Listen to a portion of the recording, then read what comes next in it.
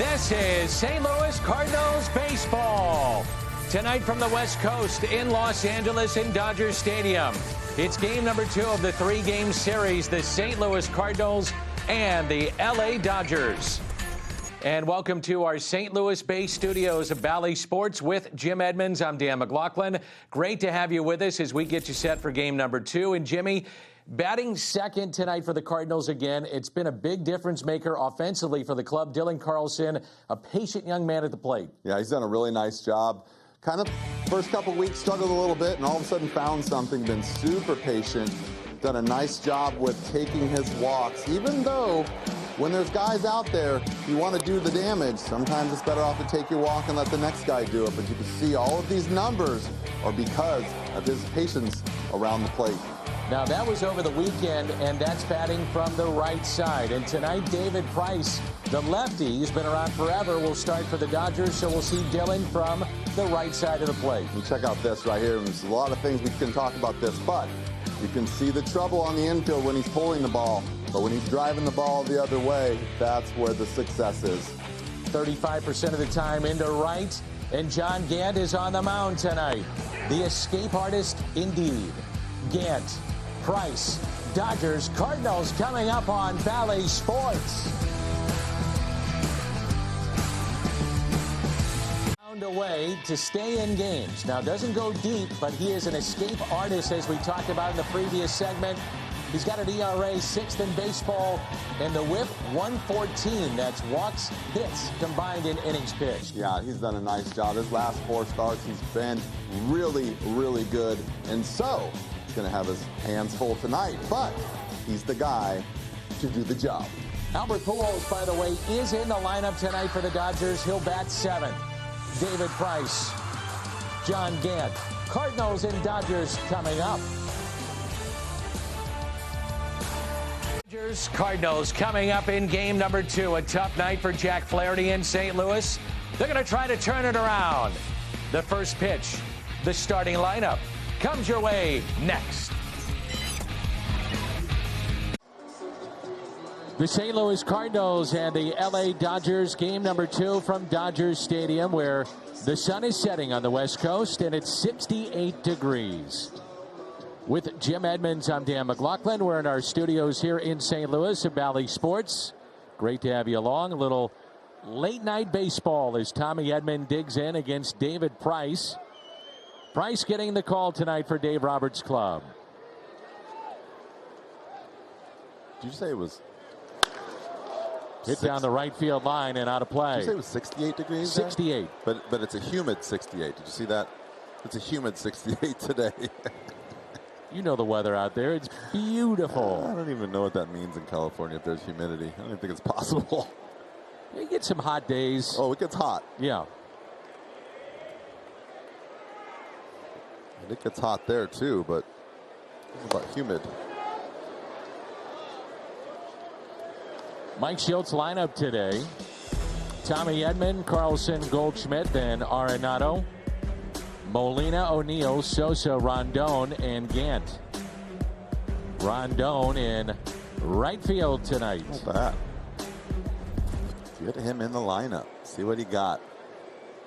Cardinals are 30-24. The Dodgers now 10 games above the 500 mark. Cardinals out of first place for the first time since May 2nd. Season numbers on David Price. Really, it's a bullpen game for the Dodgers. Last pitched on Thursday. A starter against the Giants. Struck out 5 2 2/3. The 2-1 pitch. Low. Danny, the Hyundai pitch arsenal. David Price. Look at that. Look at the usage with the changeup and the 2-seamer. Not throwing cutters much, no curveball anymore. It's just basic fastball changeup. Edman with a drive. Left center, well hit, and off the wall. Tommy Edman on his way to second base, standing up with a leadoff double.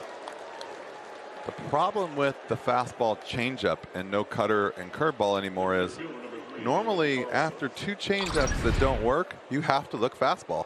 And you do, and he throws it down the middle, and this is what you get. Just got in on him a little bit. Just enough. It wasn't crisp, and just a double. Really close to being a homer, though. That would have been a nice one to lead off the game in Dodger Stadium with a homer. No doubt. How cool is that? Dylan Carlson. Cardinals haven't had a Rookie of the Year since Albert Pujols 20 years ago. It's been that long? 20 years ago. Yikes, that means we're old. Albert in the lineup tonight for the Dodgers, and he is at first base.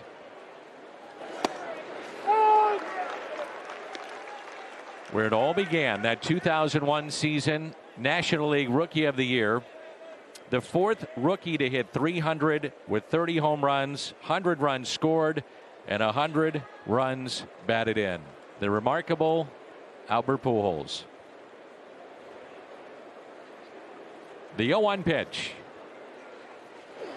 In the dirt. That just doesn't seem to me like I'm watching something that says the name on it. Price doesn't seem like the same guy already. Fastball's not there. Changeup short-armed a little bit. And I would be surprised. I won't be surprised if guys do a really nice job of laying off that changeup until he starts challenging guys with fastballs in. I think you can see it. It just seems like he short arms it a little bit. He's throwing straight in the ground. Here comes another one.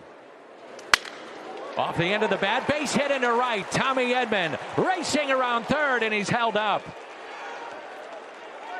And runners at the corners. He had to make sure that got through the infield. It did. And back-to-back hits, Edman and Carlson here in the top of the first. Nice job right there. He recognizes changeup and just serves it into right.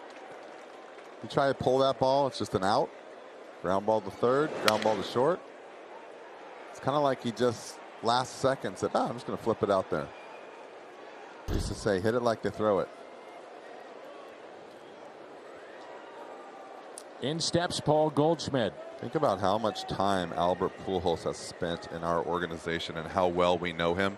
Those two guys don't even know each other right there. Isn't that crazy? Dylan and Albert. Not even a hello and nothing. I bet Albert will be more than happy to give him a little advice. Oh, yeah. He's one to do that. Has done that many, many years. Had a visit with Tom Lawless today, who managed Albert Pujols in Peoria in the minor leagues. Here's an 0-1 pitch to Goldie. And Tom said he actually fined Albert a couple of times. And he said, in the minor leagues, you have to find a guy, the organization will say, hey, if he's not running out a ground ball or something, go ahead and sit him. Get your message across. So they had to fine him a few times. And then when Tom was managing with Houston, he was an interim manager, Albert with the Angels. He said Albert came up to him and said, hey, Tom, thanks for doing that for me. You showed me how the game should be played. Thought that was interesting. That is interesting. At least he learned it at an early age, and not some of these guys get to the big league so fast and don't really understand the game yet as far as the unwritten rules. Well, that's the thing. When Albert and Yachty and some of the other big guys ground ball is hit and it looks to be a routine play, you may not see 100%, but they'll get down the line. When you're a young guy, as we were talking with Tom Lawless, you're expecting hustle on all plays. And the 0-2 pitch to Paul Goldschmidt. Taken low. I mean, you want to see hustle at all times. There's no excuse for it. Just show a little effort. I think you would agree. Yeah, and they'll tell you, too. And the coaches will tell you. Everyone will tell you. And if you don't feel good, let me know. So I'm not getting mad at you, or you're not getting yanked out of the game for no reason. If you're sore, fine. We want you to play every day. If you can't run full speed, let me know. I'll give you the day off as far as going 110%. Some kind of a cutter or slider. Still got some velocity, which I like. I'm really, really surprised, though, that he's kind of canned all of his pitches. Paul Goldschmidt, 32 home runs, 99 runs batted in. Arenado, 28 and 86. Active leaders in home runs and runs batted in against L.A. And a 2-2. Missed in. I love the fans. They act like that ball is like on the edge right there. This ball's, what, 6-8 inches inside, not even close. Definitely off the plate. Hunter Wendelstedt, the crew chief and the home plate umpire. One of my favorites. 3-2 pitch. Fouled back. Now, if you're Mike Schild, would you think about starting the runner in this spot? Did not start Carlson there on that last pitch. I don't know. I mean, I think that David Price can be kind of quick to the plate, and he's left-handed, so giving Dylan not a chance to see a whole lot of him, I'd be, you know what, that's where the communication comes in, and quickly can be, hey, ask him if he feels like he can get a jump. If so, yes, let him go. But, you know, by now he should know if he can go or not, but he doesn't have much of a lead. And he's not. See, he was stepping back towards the bag. And he's 1-1-3, 1-2 to the plate. You don't want to run the slide step right there. He clearly is paying attention. But I think you want to get out there a little bit because this is a running situation, and you would love for him to just take 1/10 of his attention towards you as the runner and throw one down the middle to Goldie. I think Goldie would appreciate it. Mm-hmm. If you can just get a little movement out there like you're going to go. 3-2. Hit out to left. That's trouble, and that ball down. A ground rule double for Paul Goldschmidt. The first three have reached here in the first, and the Cardinals have an early 1-0 lead.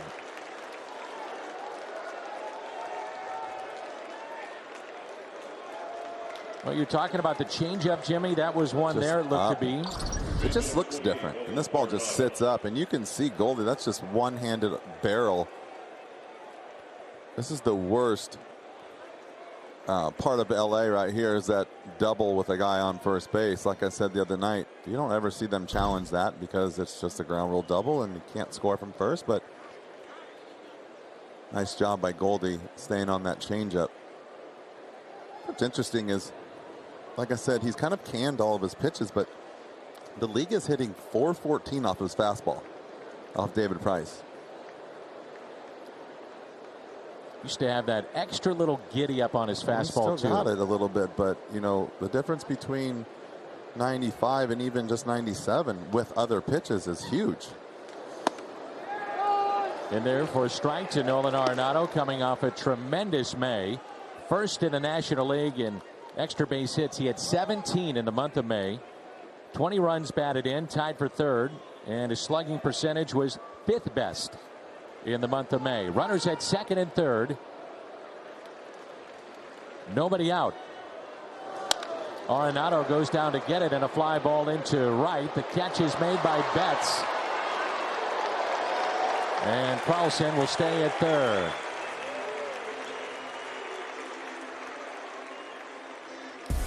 Matt Beatty, Chris Taylor, Mookie Betts in the outfield. Around the Horn is presented by Dobbs Tire and Auto Centers. Justin Turner, Gavin Lux, Max Muncy, Albert Pujols on the infield. Will Smith is behind the plate. This again shows the versatility of the Dodgers. Taylor in center, Lux at short, Muncy moves to second. This is the one I was talking about last night. When you have a guy the size of Max Muncy, and you can, as your first baseman, and you can move him over to second base. 6 foot 215, and that's probably on the light side. And he's 30. He slides over to second base to play. I would do it. If I'm left-handed, I'd do it. Hey, get Albert in the lineup. Are you kidding? So, hats off to him. Here's Molina. You gotta love that if you're Dave Roberts too. First pitch swinging. We're exactly 1/3 of the way through the season, and Muncy leads all position players. A 3-3 WAR, wins above replacement. That's how good he has been.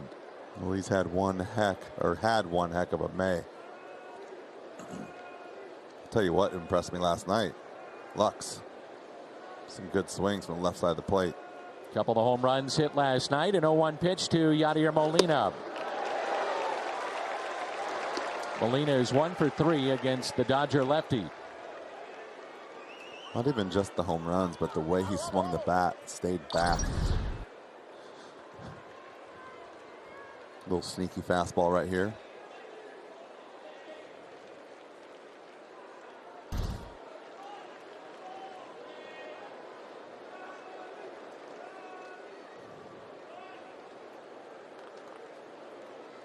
The 0-2 pitch. Down low. I mean, that 95 is no joke.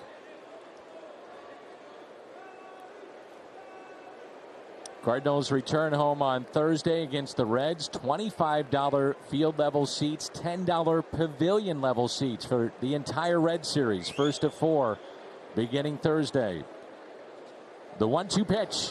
Outside, 2-2. Inning started with a double off the wall by Tommy Edman. Single to right by Dylan Carlson. Goldschmidt, ground rule double. Fly ball into shallow right off the bat of Arenado. And now from 0-2 to 2-2 on Yadier Molina.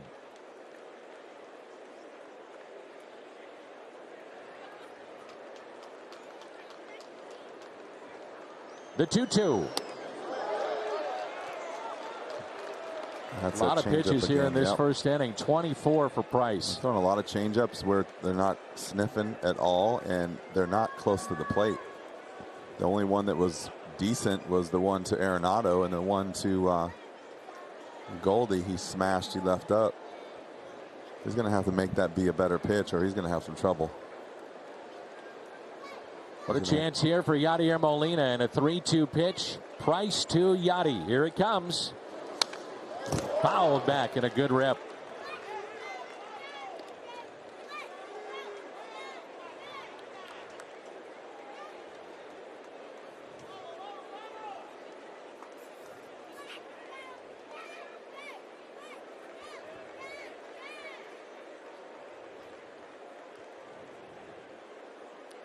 Three and 2 on Yadier Molina. A couple of hits last night. Comes in at .292. 7 home runs. He's driven in 26. Those numbers even with time on the injured list.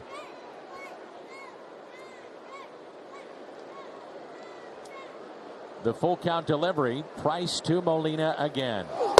And a swing and a miss. 95 and got him.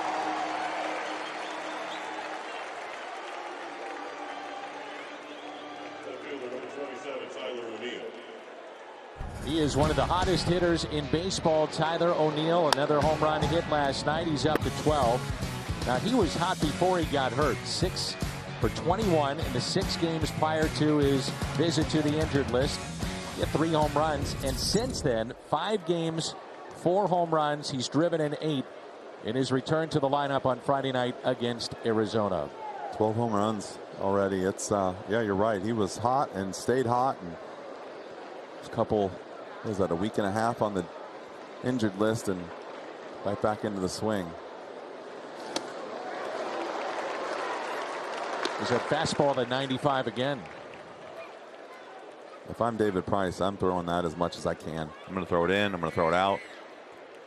So the thing so far, fastballs have been away, and if they stay away, it makes the changeup that much easier to recognize. It's when you have to start speeding up to get to that fastball, that changeup gets more effective. This is what he's got to do right here. Still got a good fastball. It almost looks like he's saying, the heck with everything else, I'm going fastball. Every good fastball that he's throwing around the plate, he's literally throwing the ball by guys, except for Tommy's ball. That's why you can't get behind. I'm willing to bet this guy's got a lot to offer somebody still. I don't care how much money you're making or not making. Just only 35. Still got 95-mile-an-hour fastball. Big, tall lefty, still getting people out. I didn't realize he was 6'5". Yeah. He's had a very good career. Tampa Bay, Detroit. Funny, though, he doesn't look Boston. 6'5". And you see other guys, and you're like, man, that guy looks big. And he doesn't look it.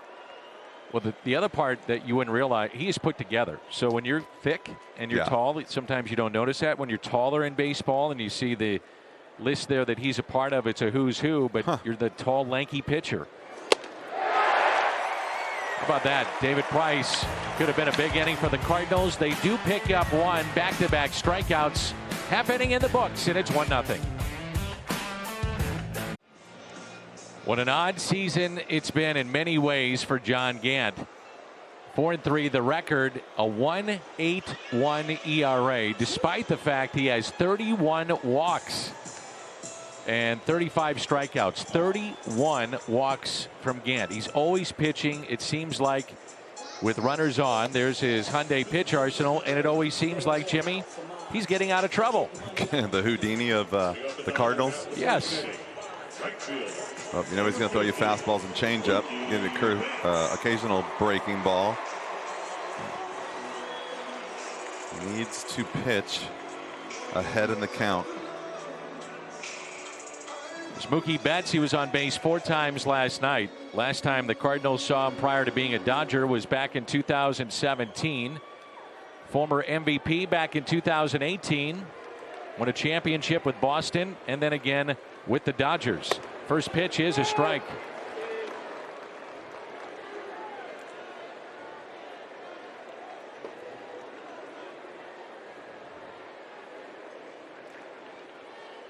The 0-1 pitch by Gant.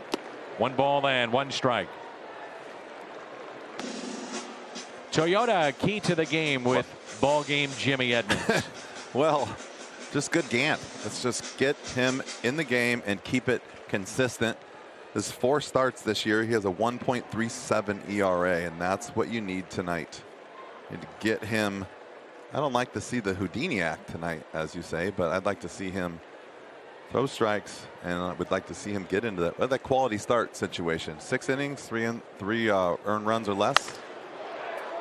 Hit out of play by Betts, who's leading off. He's hitting .229 as a leadoff hitter this season for the Dodgers. He's got versatility up and down their lineup because of his power. 24 career leadoff homers. He's had 4 wearing Dodger blue. And the 1-2. Changeup. 2 balls and 2 strikes.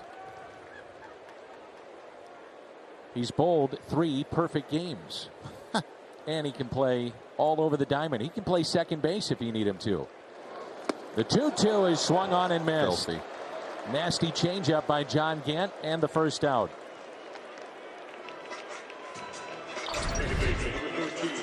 There's that changeup. Whew. Straight down. Tell you what, I'll keep saying this too. Changeups, right-hander to right-hander, is a pitch you're not used to looking for. And if you have a good changeup to a righty, I think it's going to give the right-handed hitters a fit. Here's Max Muncy. 20-game on-base streak for Muncy. And in those 20 games, his average is .370. 8 home runs. He's driven in 16, and he's scored 20. The 1-0.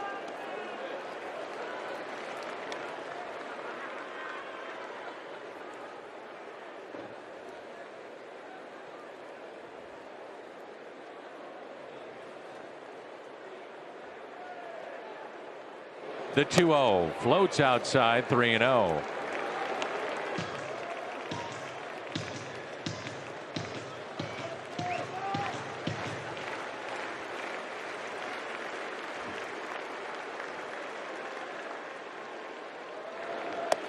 And that's in for a strike. Changeup right there, 3-0.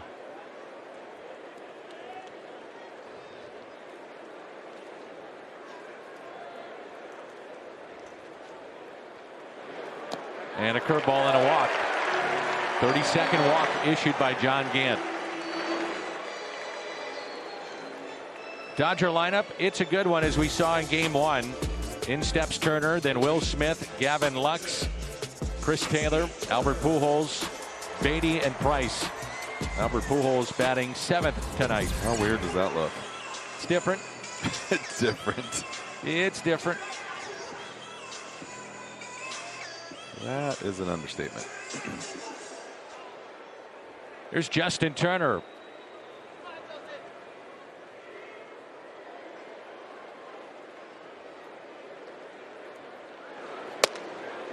Jim, if you were to describe Justin Turner is a hitter, and we talked about it last night. You know, he spent time with Baltimore. He was with the Mets. Anybody could have had him, and the Dodgers bring him back to Southern California. That's where he grew up, and his career took off. He changed as a hitter. Now, he did open up a little bit with the stance, but what do you see with him, too? You know what he does as good as anyone I've ever seen is stay back. Back to Gant. Double play ball potentially. The turn. It's a double play as Edman got taken out at second base.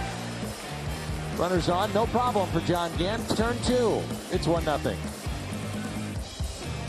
What's happening tomorrow? Tomorrow, the inaugural Lou Gehrig Day across Major League Baseball. Join the fight against ALS. Visit MLB.com/4ALS to learn more. More information about the ALS Association St. Louis chapter. Visit alsa-stl.org. They provide people with caregivers in eastern Missouri, central and southern Illinois, equipment loans, communication assistance, assistive technology, and it's all there. By the way, the annual St. Louis Walk to Defeat ALS is Saturday, June 26th.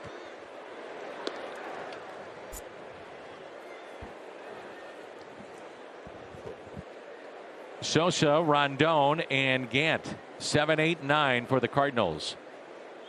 Edmundo is 1 for his last 9 with a walk, strikeout, and of course he's been hit a couple of times. Out in front of the plate. Price off the mound and makes the play.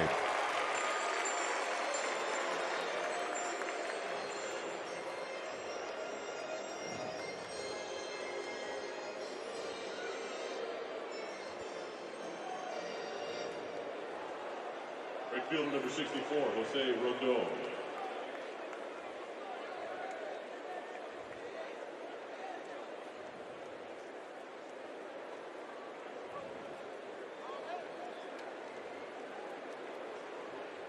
Jose Rondon getting a start in right field tonight.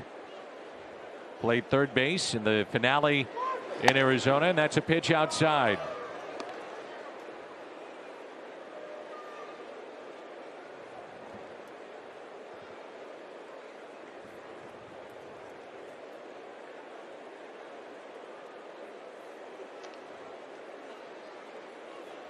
Here's a 1-0.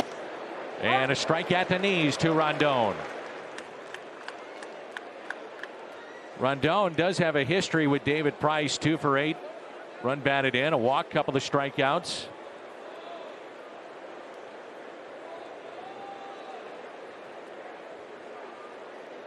Here's a 1-1.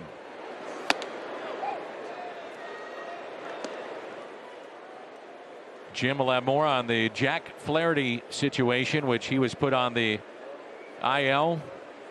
Oblique issue, and those are never good. Yeah, I've been doing my homework on that. I'll bring that to you here in a little bit. Well, don't steal Jimmy's thunder.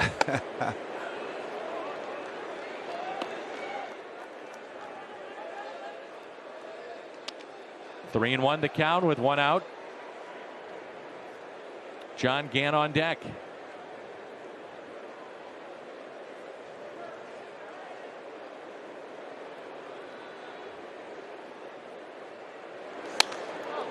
Good rip. You see the guy in the front row back there in the black jacket when we get back to David Price. I think that's Dennis Gilbert. And Dennis Gilbert was the Scott Boras before Scott Boras was around. He was the guy who every major player had when I was playing and even before me. He's just one of the nicest guys in the world. And he set the stage for guys like Scott Boras in the agencies. And that pitch taken high, and the first walk issued by David Price. Normally, if you go to Dodger Stadium or you go to Anaheim, you'll see Scott Boras at the ballpark. But you know what? Never heard a bad word about Dennis Gilbert. Scott Boras, he's making a name for himself. And then I just saw Didi Pujols right there in the back behind John Gant.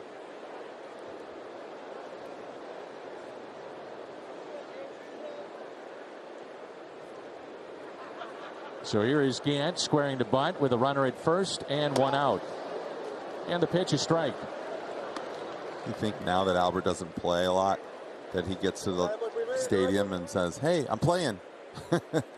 His whole family's up there in the stands. And I bet somehow he's able to get pretty good seats. Yeah, they're sitting right there in the third or fourth row. You're talking about Dennis Gilbert. He started Beverly Hills Sports Agency. Yep. That's a foul ball. I mean, like, the agent of all agents. Gant is tied for first in Major League Baseball with 5 sacrifices this year. Kansas City's Nicky Lopez and the Cubs' Zach Davies.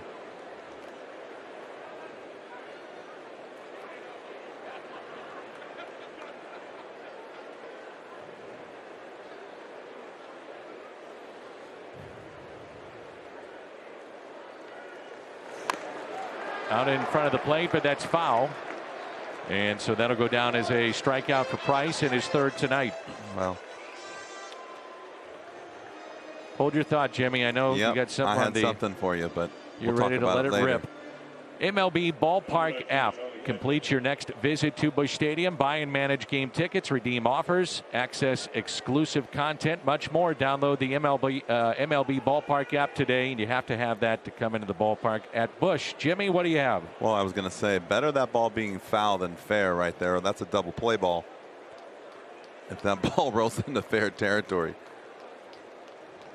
So I'll take the strikeout. Here's Tommy Edman, who doubled his first time up. Worked the count off the wall in left center and has scored the only run tonight.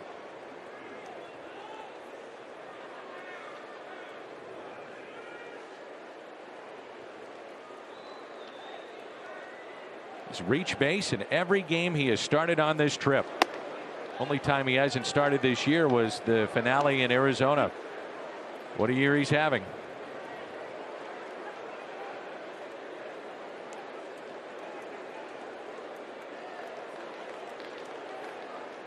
The flexibility that Tommy Edman has given the front office is remarkable with all the injuries, in particular to what's happened with, at times, the outfield.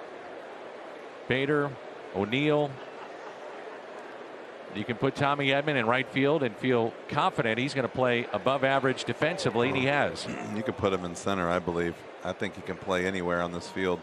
Well, going into this season, Mike Schilt, if everything was to plan, told me that his backup center fielder, and there's Joe Kelly, the former Cardinal, was Tommy Edman. Now we're seeing Dylan Carlson play there every day with Bader out, but that's what they think of Edman in the outfield. The 2-0 pitch, 3-0.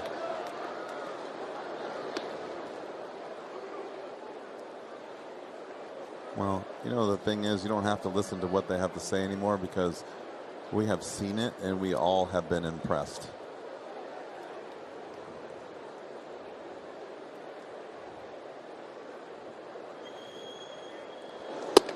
And there's a strike, 3-1.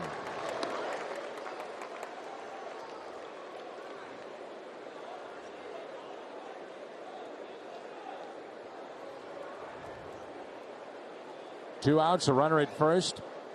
Jose Rondon.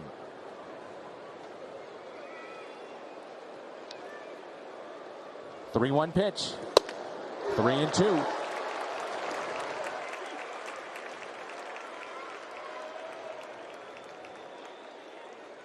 Started the year 5 runs in 3 2/3. His first 2 appearances since then, 1-0, .71 ERA, a save in his last 9 appearances.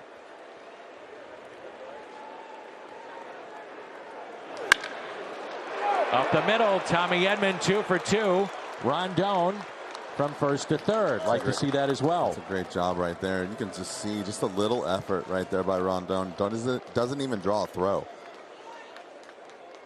Ball's hit pretty good. Gets up the middle. He's going hard the whole way. And look how hard he's running. He's running a little bit on the play, but just can't throw that ball to third base because you know Tommy Edman will keep on running. Good play by Rondon and very smart play by the center fielder. That is Mark Pryor The That is pitching Mark coach Pryor. of the Dodgers. Yes, that Mark Pryor. Most explosive 95-mile-an-hour fastball I've ever seen.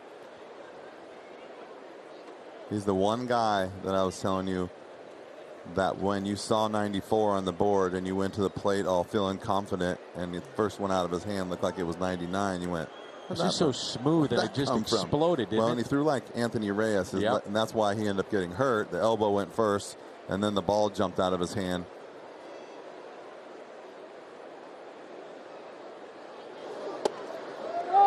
I would imagine, Dave Roberts, one way or another, this is Price's last batter, potentially. Now you have Goldschmidt on deck, but he's now at 47 pitches. We'll see.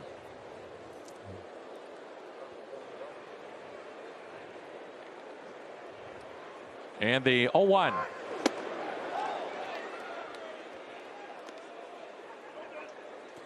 Hot zones as a right-handed batter for Dylan. Look at this right here as a right-handed hitter. He's clearly middle, and middle in. But look at the down and away right there.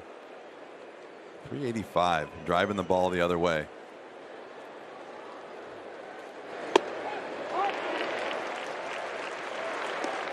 Outside of the obvious of where not to pitch him, what does that tell you about Dylan? He stays on the ball. And then it also tells me that if you want to get him out, pitch him down and in because he's going to roll over, hit some. But looking at the chart, a lot of ground balls to third base, but anything up the middle and the other way is usually hit hard and in the gaps. Runners at the corners, and the 1-2 hit the other way and a base hit. 2-0 Cardinals. Carlson an RBI single on 1 and 2, and Edman to third. Love seeing that. First to third twice in this inning. It's a nice job. I mean, this is a piece of hitting. Like, this is partially a good piece of hitting and partial luck, but just putting this ball in play, and you can see he's trying to hit that ball the other way. That's the only thing you can do. He's beat. And Tommy Edman does a really nice job right here, running to third base. So that's it for David Price. Joe Kelly coming into the ball game for Dave Roberts. 2-0 Cardinals here in the top of 2. He's been very good in postseason play. Joe Kelly, 3-3 record, ERA under 3.5 in 33 games as a postseason reliever. St. Louis, Boston, and now with the Dodgers. Always enjoyed being around Joe Kelly. Good dude, man. Yep.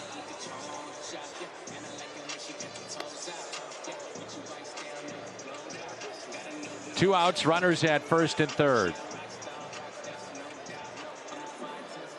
Dylan Carlson with an RBI in a season-high 3 straight games. Kelly at home, 6 innings, ERA of 4.5. Couple of doubles. He's allowed a couple of home runs.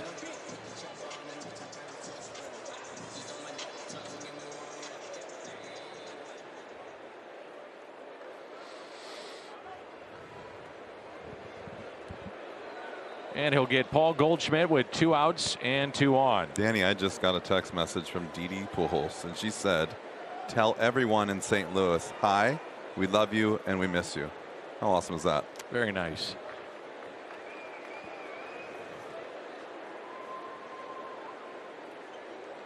First pitch to Goldie. Oh, up and in at 97. Joe's always had that big arm. Just getting loose. Closer at times in college.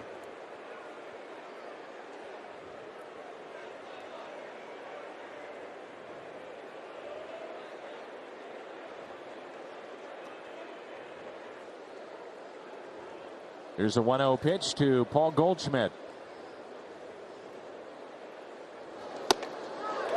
98 elevated. Goldschmidt with runners in scoring position this season. Batting .300, 5 doubles, home run. He's driven in 22 of his 28 with runners in scoring position.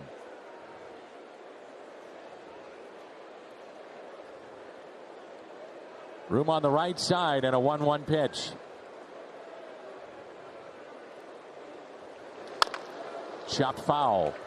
All heaters here from Joe Kelly.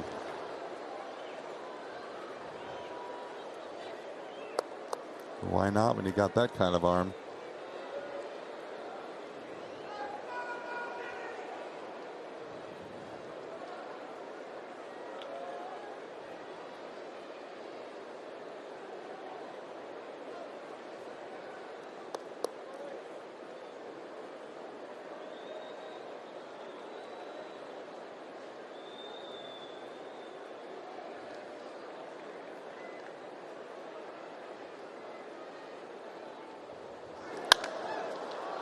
Hit a mile high. Boy, 99 right there. On a play down the right field line.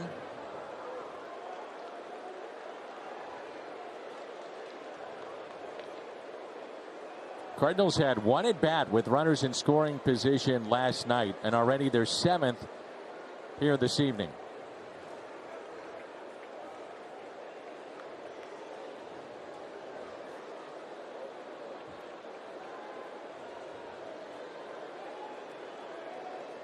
One ball and 2 strikes. Goldschmidt, the ground rule double, brought in the first run of the game. Tommy Edman.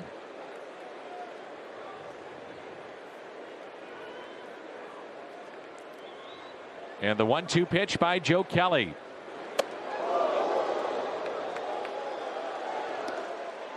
Two and two.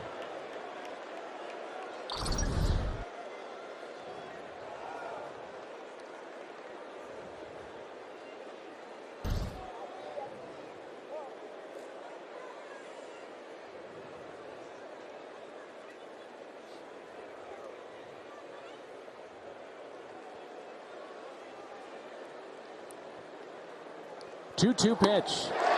Oh, good changeup right there. Dylan Carlson, a 2-out single to right. Really nice piece of hitting there. Brings in Rondon, and it's 2-0 St. Louis. There's a look at Jack Flaherty, California native, hurt last night. With more on that, let's check in with Jimmy. Danny, Jack Flaherty goes on the 10-day IL with an oblique strain. Mike Schultz said they're still trying to figure out the severity of the injury. Schultz did say this: Jack's going to miss some time. It's going to be a while. Johan Oviedo was recalled. John Mozeliak told me they haven't decided who will get Jack's next start. Could be Oviedo, Mo said. They're also considering Jake Woodford. Dan, Mo said obviously losing Jack is not great news. This year we've been challenged by injuries. We just have to figure out a way to make the best of it, but those injuries have piled up, no question. It's a ton, and it's been hit the pitching staff of the St. Louis Cardinals, and their number one is down now, and for how long, who knows. And they've already dipped into the minor league system. Oviedo activated by St. Louis. Hit out of play by Will Smith. Gavin Lux on deck, and then Chris Taylor, if you missed it last night, did it on this swing. Said he, though, as Jimmy said, felt it a little bit prior to that, and that really aggravated it there. Yeah, that's when you get a side issue or a rib, you got to stop. You take any more swings or do anything, it's just going to grab, and it's going to make it worse. They are not fun because literally everything you do involves those obliques. 2 balls, 2 strikes on Smith, hitting .271. Breaks his bat, soft liner into right for a base hit.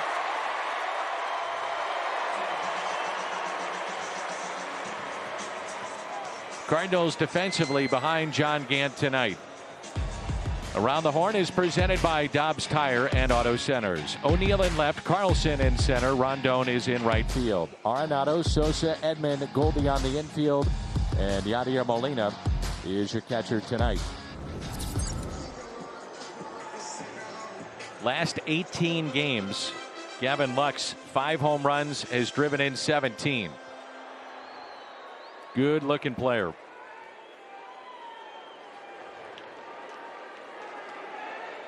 Bellinger sitting tonight. They're without Seager. It's a pretty big bat. It's not in their lineup. That's ball 1. So last night, Gavin Lux unloaded on that pitch by Flaherty. They would go back to back. After him, it was Taylor. And then late in the game, another home run. That's full extension right there. 2 really good swings, quick bat. Here's a 1-0. Floats in there for a strike. By the looks of those 2 swings, this guy could be a legit. Cardinals' first pitch percentage for strikes, Jimmy, is at 39%. 39. That's not good.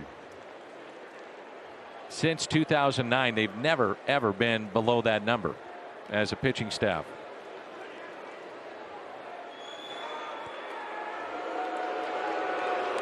That is not good, Dan. No, sir.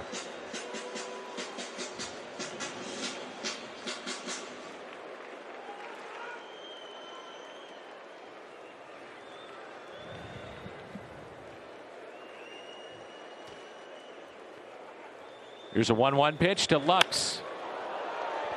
Popped up on the infield. Calling for it. Tommy Edman puts it away for the out.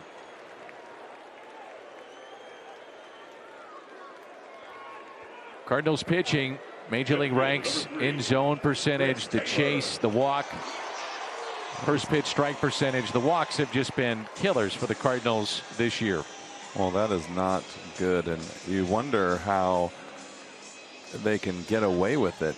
It's just they figure out ways to get guys out. Like you said, John Gant sometimes can be Houdini. But yeah, that's just not what you're looking for, especially the first pitch strikes. Taylor with one of the at-bats of the year in any game last night. Genesis Cabrera, 14 pitch at bat, and the bases were loaded. And on 3 and 2, he drove it in the gap in right center, and the Dodgers never looked back. Terrific at bat. Yeah, you're not kidding. He did a nice job, and especially with all those pitches, and he just stayed on everything, and then finally he just got a mistake up. Can throw him out over the plate, but you got to get it down.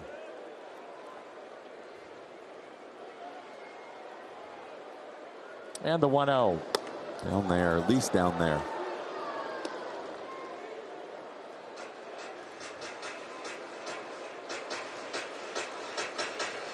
What's a team's approach, Jimmy? You always have the meetings. We hear about the hitters' meetings, and you know Cardinals are struggling to throw strikes. You know, is there an approach then team-wide? Patience. Patience. And there's more to it. You know, there's so many stats now and so much in super detail, and it goes all the way to if they you know, don't throw strike one, they do this. If they do throw strike one, then look for this. And you know, there's that.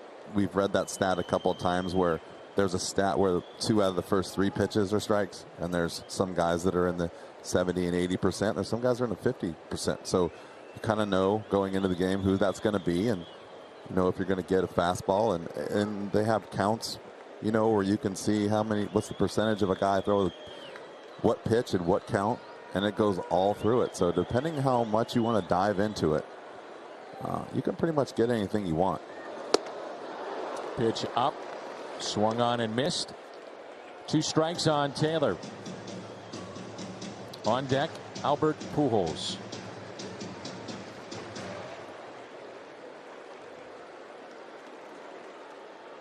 Looks to be a beautiful night in Southern California. 14 pitch at bat, tied for the second longest AB in the majors this season. Longest was Pavin Smith. He had a 16 pitch at bat outside. Do you know how hard that is, and the thoughts that run through your head? And then you start thinking after about 8 or 9, we're like, don't give in here. You know, this is a long way to go not to get a good at bat. And then you're just battling and starting to think with the pitcher, and it turns into a mind game. But man, to win one of those at bats is amazing. To lose one is, you might as well just went 1, 2, 3 strikes and you're out. I'm telling you, it's the worst. 3 and 2 with the runner at first base. That's Smith. And that is a base hit into left. 2 runners on, and here comes Albert.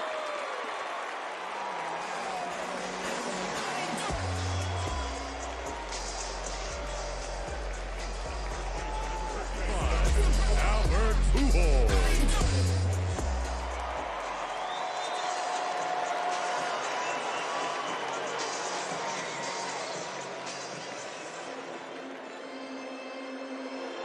In his career, over 2,700 at-bats with runners in scoring position. His average is .312. Over 1,400 RBIs in that regard with runners in scoring position. just past Babe Ruth all-time in extra base hits, 1,357. First pitch to Pujols. Strike one. Amazingly, among the 13 position players now on the Dodgers active roster, Pujols is 5th in career plate appearances at Dodger Stadium. Ahead of Mookie Betts and Will Smith, among others.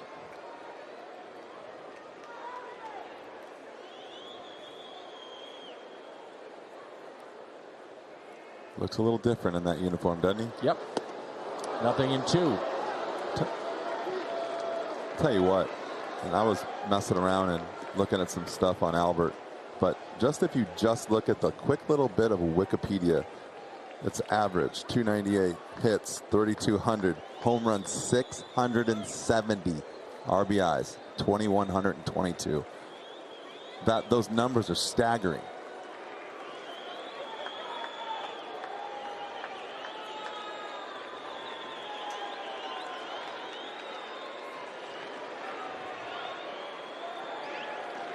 The 0-2.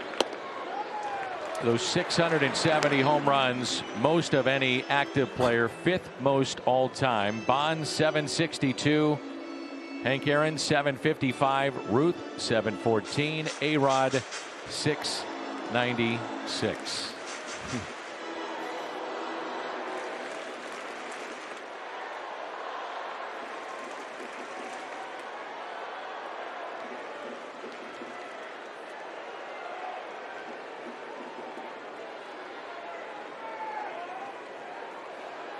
The 1-2 puts it in play. Charging Arenado, plenty of time to get Pujols. Runners advance to second and third.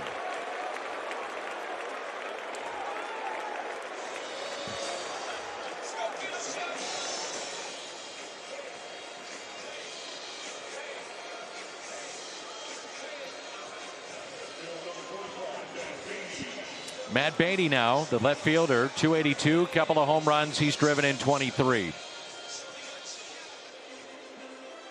Right-hander getting loose in the Dodger pen.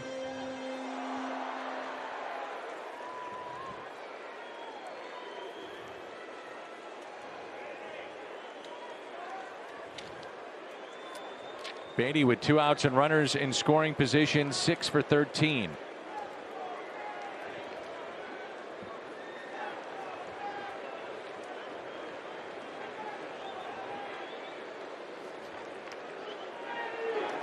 And a fastball and a strike.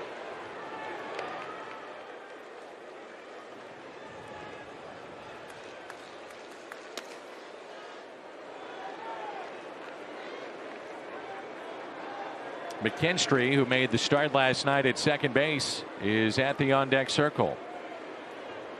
What a gorgeous setting that is. Dodger Stadium. So pretty up there on that hill, a little breeze.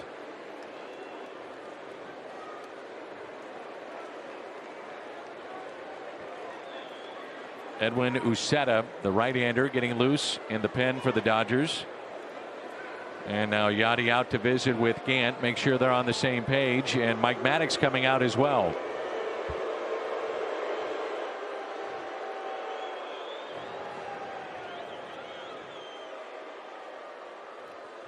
While we have a moment, quick word from Great Southern Bank. What's more convenient than over 100 helpful locations? How about one you can take with you? Wherever life's path leads you, we're just a tap away with Great Southern Mobile Banking.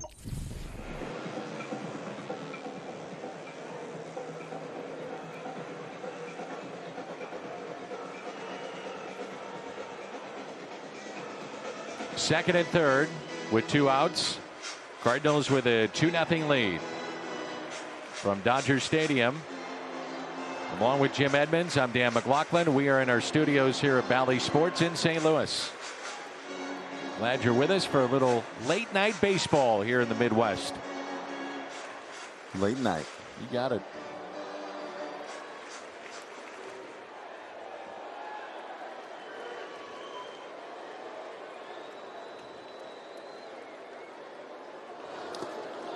Got a little silly stat for you on Albert. I'm sure there's a bunch of them. I didn't realize it's only 3 players ever to have 500 RBIs in their first 4 seasons. Obviously him, Joe DiMaggio, and Ted Williams. That's something. Think about that. DiMaggio, Williams. What's amazing is there's really only 3 guys that have ever done it, but those 3 guys.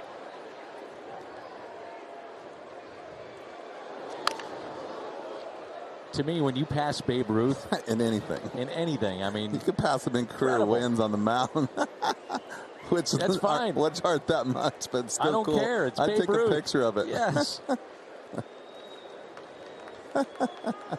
It's amazing. How about when you pass Babe Ruth and he's not even number 1 anymore? Some of these lists. All-time leader in extra base hits, Hank Aaron, 1,477. The 1-2 goes down to get it. Goldschmidt there, Gant to the bag, and the Dodgers will strand a pair. We head to the 3rd, and it's 2-0. Now it's time for our Kia player profile, brought to you by your local Kia dealers. Nolan Arenado, a tremendous May for the Cardinal third baseman. And with every passing day, feeling more like home in St. Louis.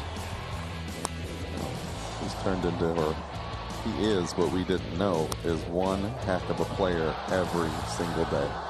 Fun to watch. Babe Ruth, Danny, 98 wins. 94 wins, sorry. 94 wins. That's right. Nolan Arenado, Yadier Molina, Tyler O'Neill. Kelly stays in the game. Got the final out back in the 2nd inning. Nolan is 2 for 3 off of Joe Kelly.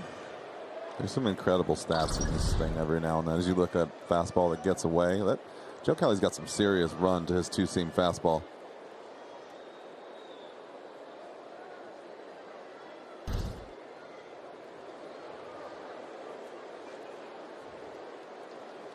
And the 1-0 pitch to Nolan Arenado. Arenado chops it towards second. Kelly let it go to Muncy for the out. And the batter will be Yadier Molina. Number 4, Yadier Molina. Babe Ruth stopped pitching full time when he's 24. 24 years old. But when he was 25, 26, he pitched 2 other years, but he only pitched 3 times. It was 3-0. Didn't pitch again till he was 35. 1-0, 1 game started. And then when he was 38, 1-0, 1 game started. All of 9 innings. Wait, of course you're going to go to the distance. He went 10 years without pitching a game and went out there and threw 9 innings and got a win. I wonder what the analytics were back then. The spin rate wasn't very good because he wasn't a strikeout pitcher. Molina batting .270 against right-handed pitching this year. 6 doubles, 5 home runs. Struck out with runners at second and third, 1 out back in the first. The 0-1. Phil Bickford. Now throwing in the bullpen for the Dodgers. We saw him finish up the game last night. And he really didn't pitch that much. I mean, he pitched 1, 2, 3, 4, 5 years full time. But if he would have pitched full time, his 162 game average as a pitcher would have been 21-10. 21-10. It's a .671 winning percentage. There's a 1-1 pitch to Yadier Molina. Inside. There's that run that you're talking about there with Kelly. Insane movement. And he's got 97. And it can run like that, and that's 88 with that kind of movement too. It's more of a changeup, but he gets on top of the ball. That ball goes down. Sinkers and ground balls all day long. 1 out, nobody on. The 2-1 pitch by Kelly. 2-2. And they can give you that. It's funny. He's a sort of wiry guy too. He's 6'1". He's only like 175, 180 pounds, I think, and just that kind of arm is just incredible. And he's been healthy, and when he's healthy, that velocity is coming out of that arm. Not fun to face guys like that.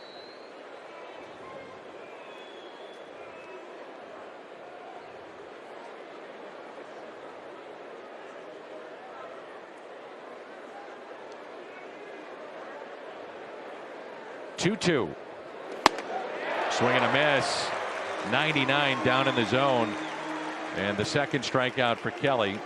Dodgers have been defined, speaking of pitchers that were great, Koufax and Drysdale, maybe the most dominating 1-2 punch ever. There was a 5-year period.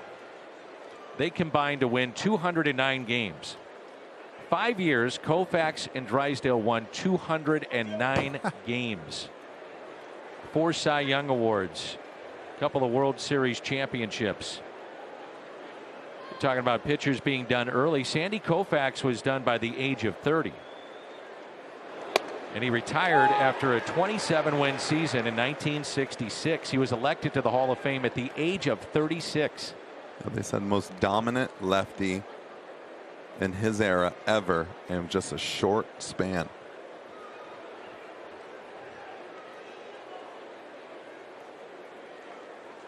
Lives down there in Tampa. Seen him a few times at the games. Here's an 0-1 pitch. Yeah. Brooklyn-born Sandy Koufax signed for $14 grand. And at that time, there was a new system in place that if you signed a bonus of more than $4,000, player had to be added to the major league roster. So the Dodgers traded Preacher Rowe and Billy Cox, he was an infielder, to the Orioles. And in 1955, they added Koufax to the rotation after an ankle injury and sending Tommy Lasorda to AAA.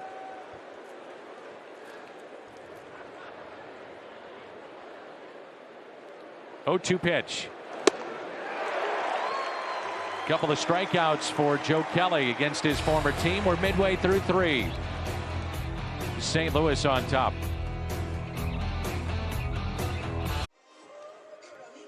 Help Cardinals Care raise funds to benefit children in the community. Purchase a 50/50 raffle ticket. Weekly raffles open every Monday and run through Sunday.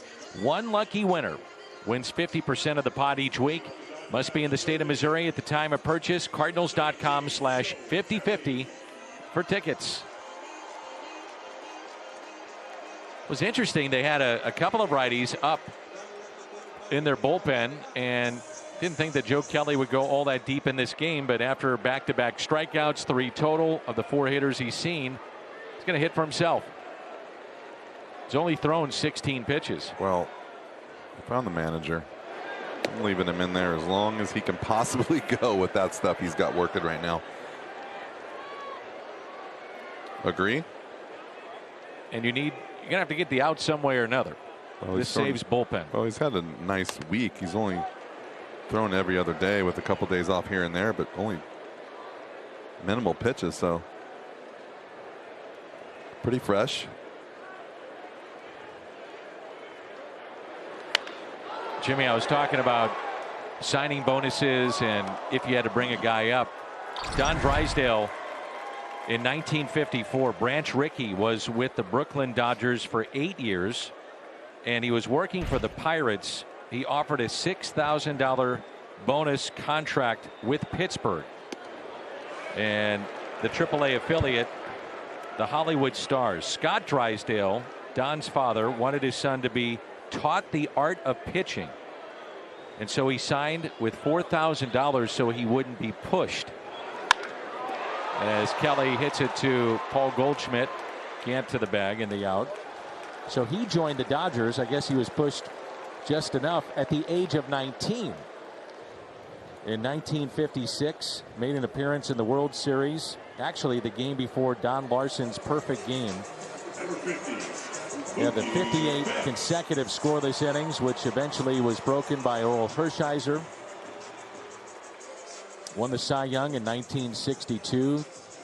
3-time champion and a 9-time All-Star, Don Drysdale. You said he was, what, 19 and 56? 19 years old. So a couple years in the minors and then came up. Koufax was the veteran then because he was 20. That's right. Can you imagine those guys back-to-back, 19 and 20 years old? And into the career even more. There's a 1-0 pitch to Mookie Betts. Good changeup. Struck out swinging first time up. The only strikeout for Gant.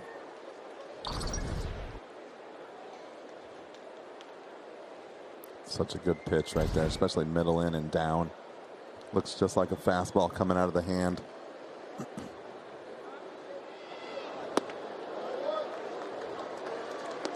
Bob Gibson against the Dodgers made 43 starts. And more times than not, he was matched up with either Drysdale or Koufax. Had an ERA of about 3.5 against the Dodgers. His lifetime ERA was 2.91. In fact, Atlanta, Cincinnati, the Dodgers, the only teams that Bob Gibson had an ERA over 3 against in his career. Oh, wow. Dodgers and Braves, the only teams he had a losing record against. And that's ball 4 to Mookie Betts, and the second walk issued by Gant. Number 13, Max Muncy. And it brings in the red-hot Max Muncy. Muncy walked back in the first.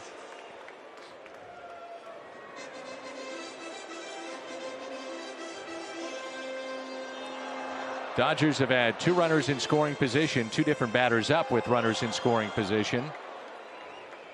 And John Gant has had 51 batters this year with runners in scoring position, Jimmy. The opponent is hitting under 130. I mean, he's been, like you said, he's been doing it when guys are on. I think it would make it a little bit easier on him if he would do it a little earlier in the inning. If you know what I mean. Mm-hmm. Now, Bickford continues to throw in the Dodgers' pen after Kelly hit for himself. Runner at first, Mookie Betts. He was caught stealing last night. Started going towards second base, then stopped. And it's a ball and a strike.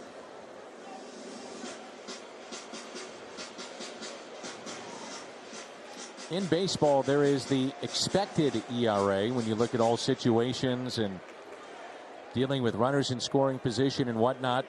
His expected ERA is supposed to be above 5, but yet coming into play tonight, it's under 2.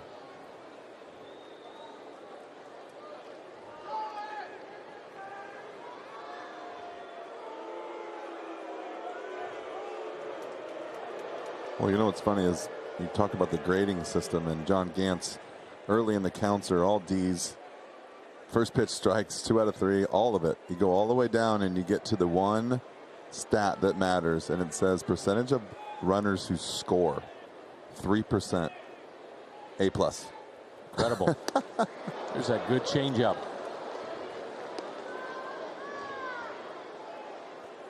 His last start in the first inning, it was the bases loaded, then Justin Williams came up with that great play and left. They tagged up, turned out to be a double play. Third inning, bases loaded, got Mercedes to pop out. Fifth inning, stranded 2 runners. And he wound up having 5 scoreless innings.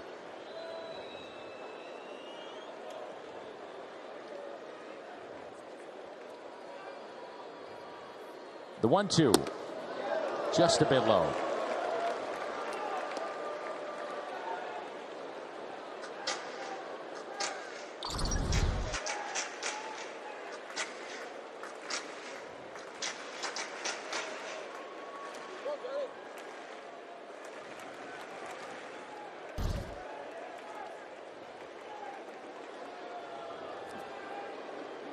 Count of 2 balls and 2 strikes on Muncy.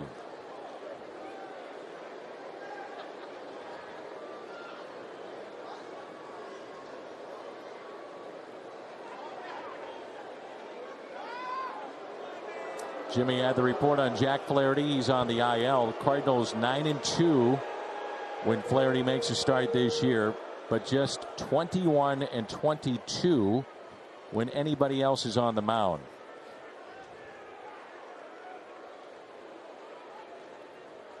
And a check on Betts, almost threw it away.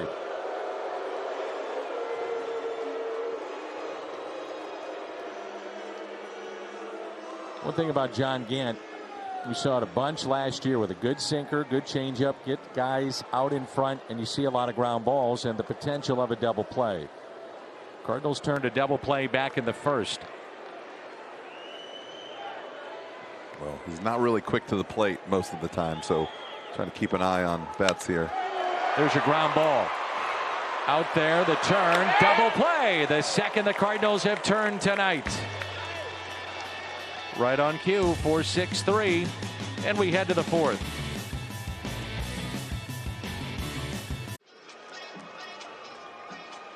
T-Mobile coverage cam and a look at the great Albert Pujols, now wearing number 55. In St. Louis, 2001 through the 11 World Championship Club. Hit .328 in St. Louis in that time frame. 3 MVPs, 7 appearances in the playoffs.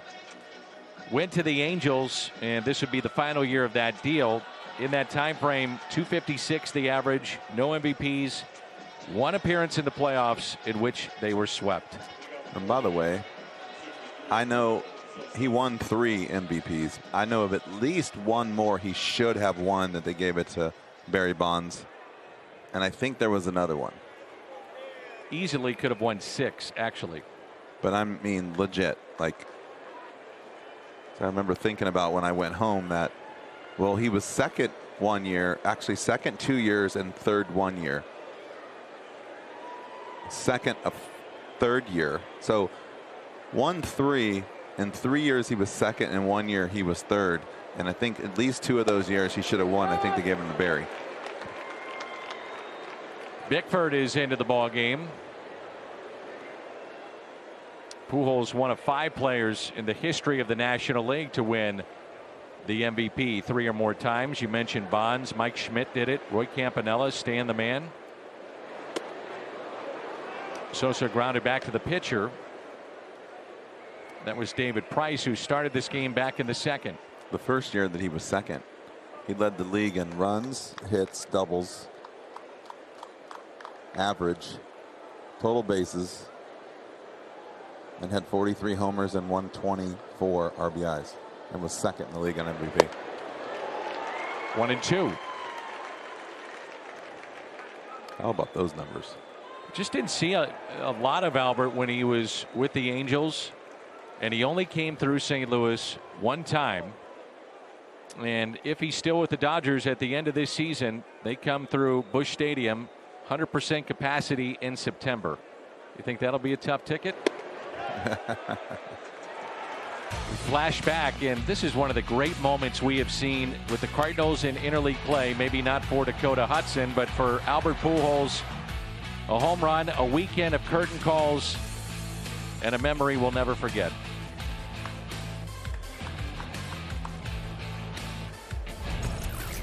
That's what it looks like full. Almost forgot about that. Strikeout of Sosa on the check swing.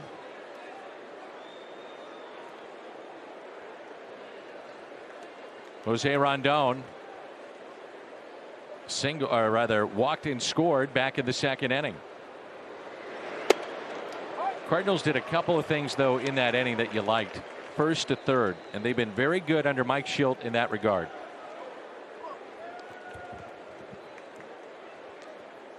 I think that's just important. I mean, being aggressive. You talked about a lot about the running, manufacturing of offensive runs. Doesn't always mean you have to bunt, hit, and run, but you have to run. Steal some bases and take some extra bases when you get a chance. Bickford, since coming to the Dodgers, 5 appearances, 4 1/3, 3 hits, 6 strikeouts. Really tough on the righties. They're 1 for 12 now this year against Bickford.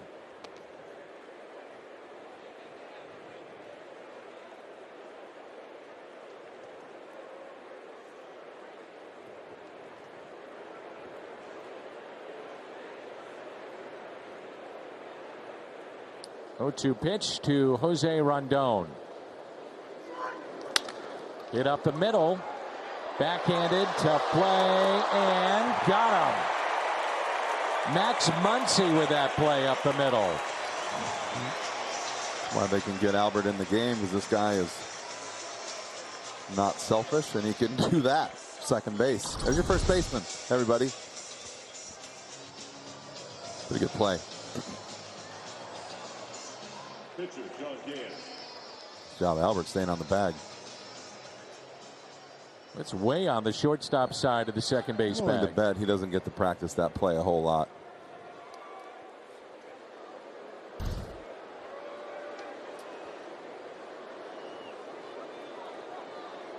Two outs, John Gant swinging away on the first pitch, and that'll find the seats at Dodger Stadium.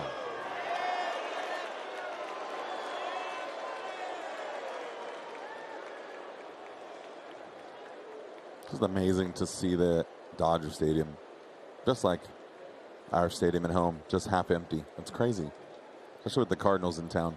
Last night, about 18,000. That was the largest crowd the Cardinals have had at a visiting stadium. At home, there's been crowds over 25,000. Double the capacity. June 14th is the date in which the Cardinals open it up at 100%.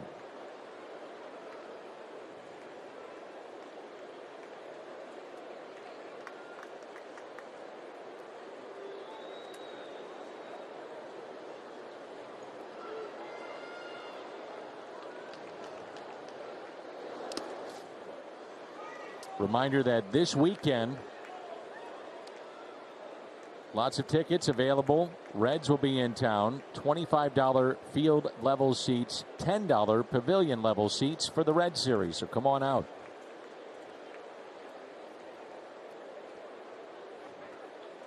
These 10-game road trips are long. Seems like a while since the Cardinals have been home in that Sunday night game against the Cubs. 1-2 pitch and a strikeout again. Especially on the West Coast. Cardinals have struck out 8 times through 4 innings, but lead this ball game 2-0.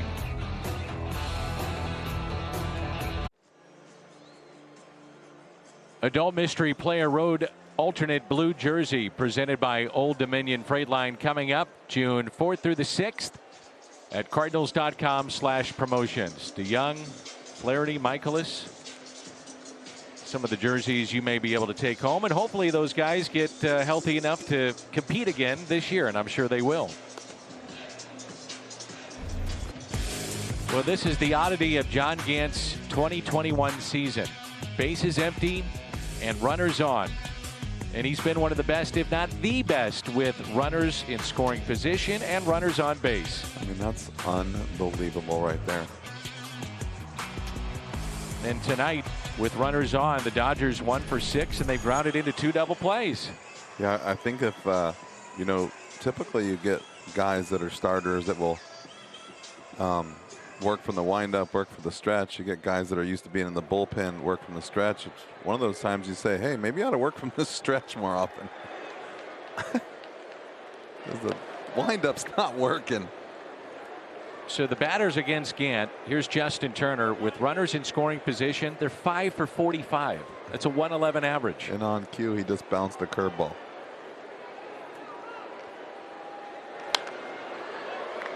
Out of play, 1 ball, 1 strike. Dodgers, there was some uncertainty as to whether or not they'd be able to re-sign Justin Turner. And they brought him back. It's really turned into the face of that franchise. I was going to say, he's a pretty good player. Oh, he's a heck of a player. I'd like to keep him around. The changeup is dancing right now.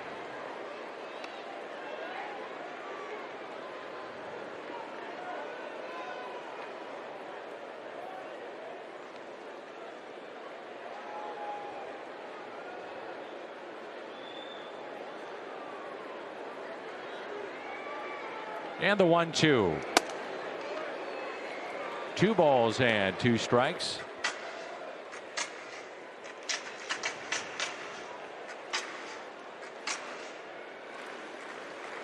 Carlos Martinez and Walker Buehler tomorrow. The 2-2. Full count. And we'll have it for you right here on Bally Sports Midwest.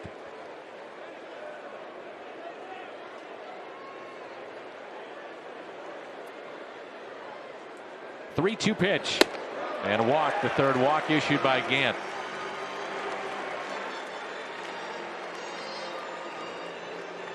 It's almost kind of getting to the point where it's, you can laugh at it a little bit, because guys aren't scoring, but I don't know how much longer you can keep up this Houdini-like routine. Playing with fire. Oh man, are you? Like I said, maybe it's time to take a look at the stretch.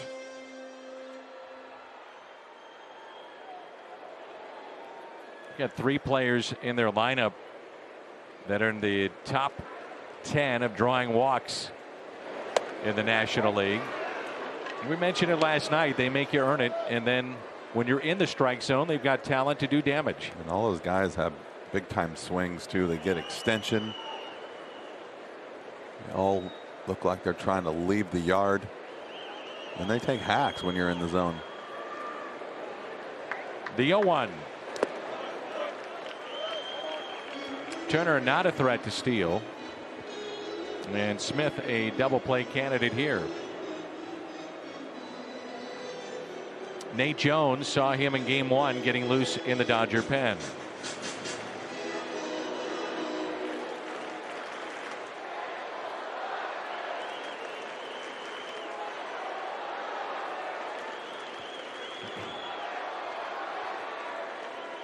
The 1-1. 1 ball and 2 strikes. I mean, really, if you look at their lineup, you got their leadoff hitter's got 5 homers. Second hitter 13, then 9, 5, 5, 7, 8. That's a pretty steady lineup of homers right there.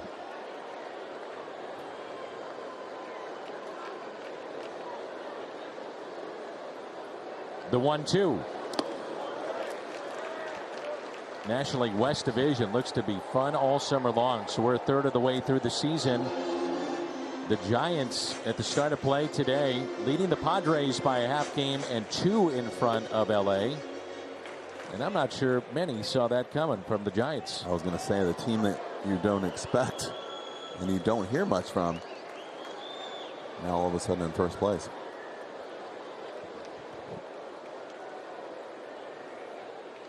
Two-two pitch to Will Smith, and he struck him out on the outside corner. Second strikeout for Gann. I mean, are we really watching this? Like, this guy out of the windup, ball 1, walk, comes in the stretch, strike 1, strikeout. Division leaders here at the, well, about 33% of the way through the year.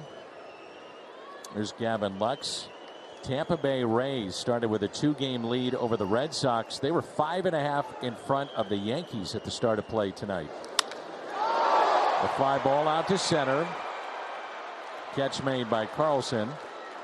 Tony La Russa's club a 3.5 game lead in the Central of the American League. The A's 6 games above 500, half game in front of Houston. The Mets a 3.5 game lead in the National League East. Cubs a half game lead over St. Louis. And we mentioned the Giants leading the West. I'm not sure that anything is very predictable right now. If you think about that, what you just read.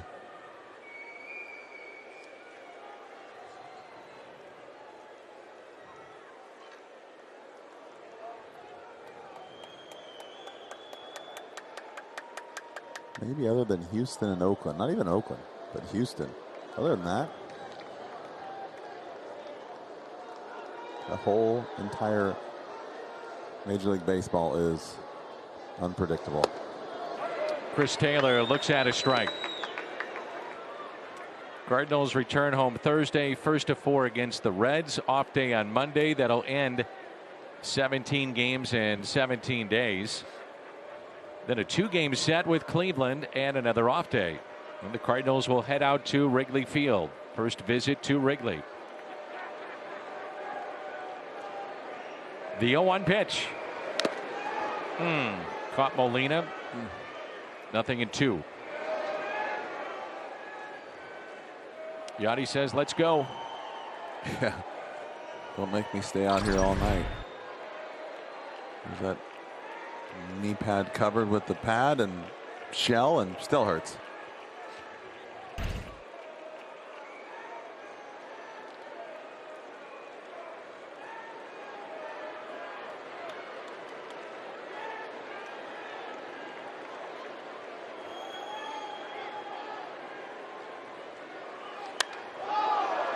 Out of play.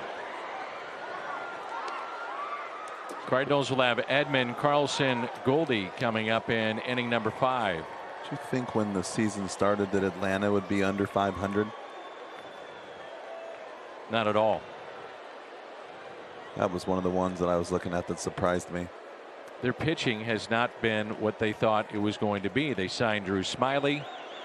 They had some of the younger guys that contributed to the stretch run of taking the Dodgers to 7 games last year, but their pitching just has not been right. Outside. And we talk about Betts and we talk about Mike Trout, Bryce Harper, these great players in the game. Soto we've seen this year. Ronald Acuna Jr. is as good as it gets. Yep. You ain't kidding.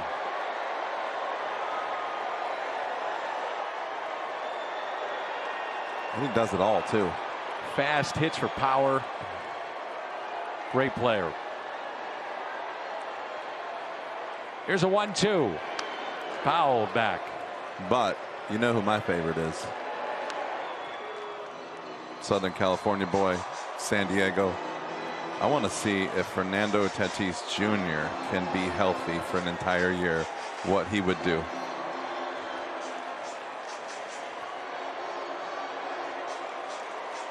I mean, he is unbelievable.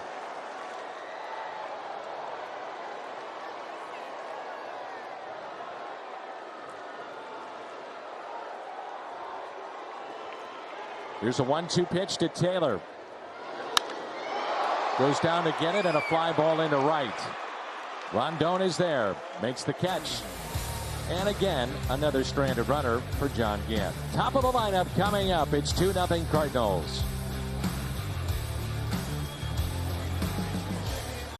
St. Louis Cardinals baseball on Bally Sports Midwest is brought to you by Ford, the official car and truck of the Cardinals, and by National Car Rental. Go with the official partner of the St. Louis Cardinals. Go national and go like a pro.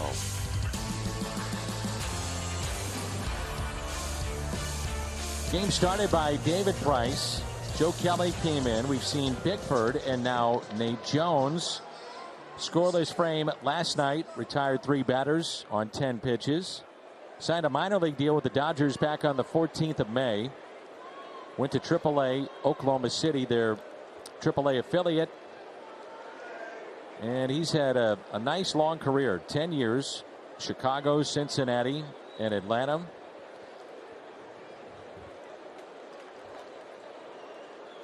And the first pitch to Tommy Edman, taken for a ball outside. Edman is 2 for 2. Started the ball game hitting one off the wall in left center. Came around to score on the ground rule double by Goldschmidt. And singled to center in the second. Now he's 3 for 3. No, it's caught into the shift. It goes. I've been telling you the other day, you just don't know who is going to catch the ball every time it's hit. You hit a line drive over the pitcher's head that's supposed to be a hit. Not anymore. The shortstop is standing right there. He's got to be saying, you got to be kidding me. That's an out? Both of them, pitcher and the hitter. And now Dylan Carlson is up, and they don't even move. They keep it in the same shift. And a swing and a miss.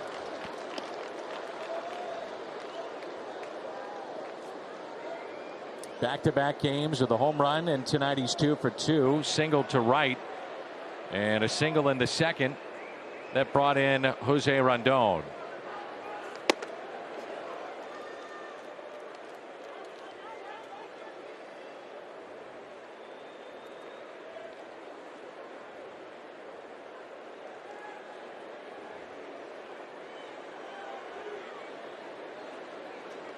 The 1-1 pitch. Carlson blisters one to center and right at Taylor. 2 hard hit balls. Nothing to show for it.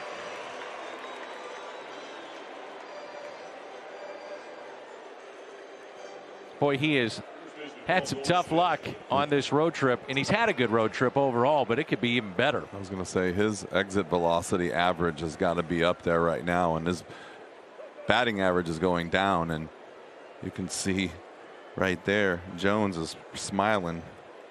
He knows he's getting away with it. Guys are playing in the right spot.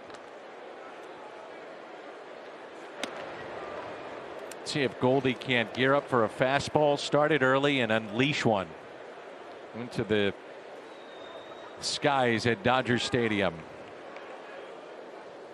He's about due. The 1-0. 2 balls and no strikes.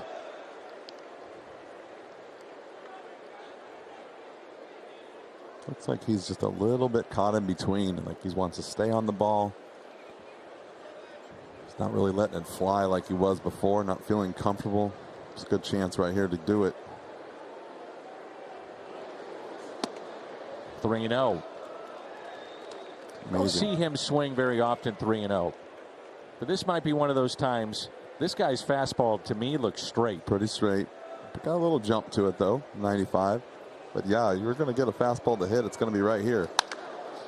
Swinging on 3-0. Grounds it to short. Gavin Lux makes the play. Midway through 5. St. Louis on top. Bottom 5, Cards up 2-zip in L.A. Tyler O'Neill has hit homers in 7 of his previous 11 games. A couple of things you might have noticed. The balls go very far, and Tyler wastes little time getting around the bases. In fact, Tyler's home-to-home average time after homering is 4th fastest in baseball.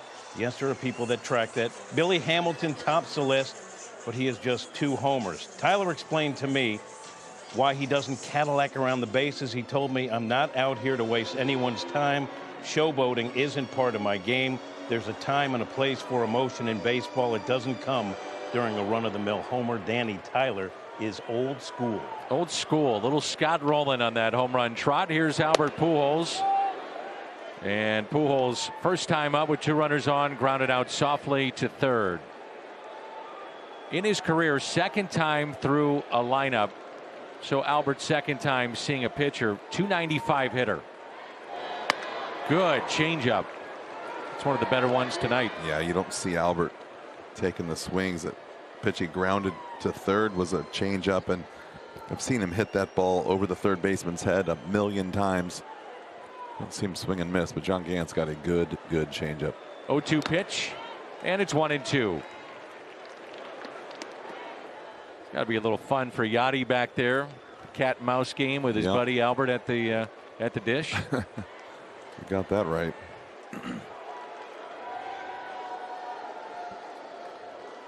Here's a 1-2. 2-2.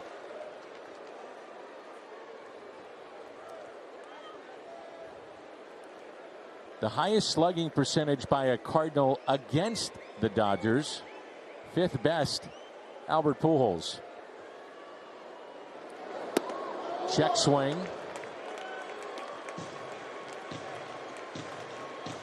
First series against St. Louis back in 13. He was 1 for 11.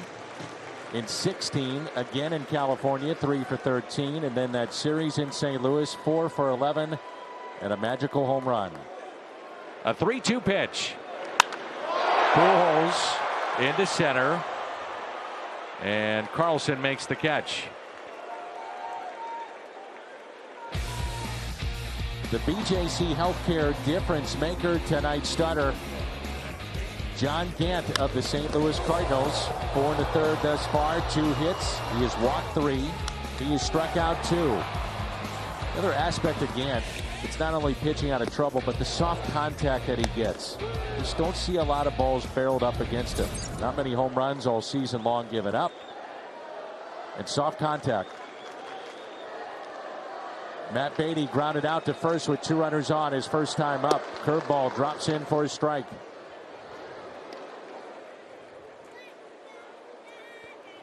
Yeah, it's hard to explain.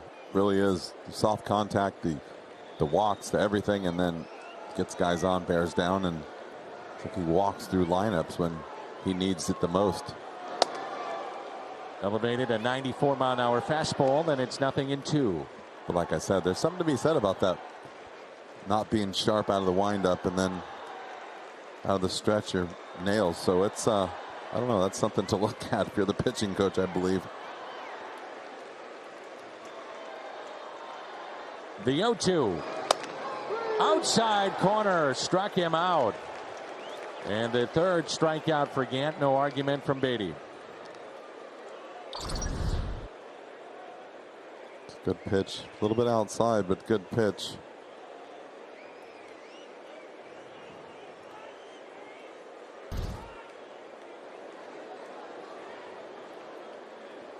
So 2 outs. 41, Nate Jones. And Nate Jones will hit for himself. So with all the pitching, with a bullpen start for the Dodgers here tonight, they've saved a couple of times potential pinch hitters late in the game. Yeah, I don't think that's a bad idea. You're losing. There's no one on. There's 2 outs. Maybe not the time to waste the good pinch hitter. I don't think that's a bad idea. And you know what? There's no book. And the catch made by Tommy Edman in shallow right. There's no book to manage this game. Sometimes you got to go on your gut and what you think as a player. 6 in a row for John Gant. Arenado coming up. Hey, make sure and join us for a midweek interleague series at Busch Stadium, June 8th and 9th. Cardinals and the Cleveland Indians. Each day, 10,000 fans entering with a ticket receive a Cardinals bucket ad. Tickets at cardinals.com/promotions. Our Budweiser What's on Tap? It's Carlos Martinez tomorrow. The 29-year-old carried a no-hitter into the 7th. You may recall the previous series against Arizona. Ketel Marte broke it up with a single, and eventually he got a no decision. Cardinals rallied to win it 5-4 in 10. Also in that game, his 900th career strikeout, and just the 11th Cardinals pitcher to achieve that mark, and the first since Lance Lynn back in 2017. Carlos Martinez, Walker Buehler tomorrow. We'll have it for you on Bally Sports. Great matchup. You ain't kidding. That's another good one to watch.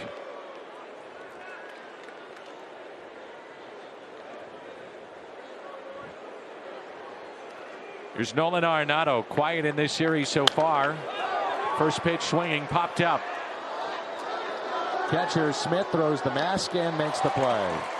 And Nolan hitless tonight. It was a lot of fun to play in Dodger Stadium. Cardinals are there. Lots and lots of, you said, celebrities and people to see, and just so cool to be in that stadium, especially growing up in California. Showing some people on the big screen earlier, and the Jonas Brothers are there, and I just spotted, been sitting there for a while, but just realized that Ian Ziering from 90210 sitting in the front row. All the ladies now are watching and paying attention. Sitting there with his glasses on, watching the game. Ian Ziering, huh? Right there. I don't know if it was the fireworks sign. There's Yadier Molina. Hitless tonight, 0 for 2.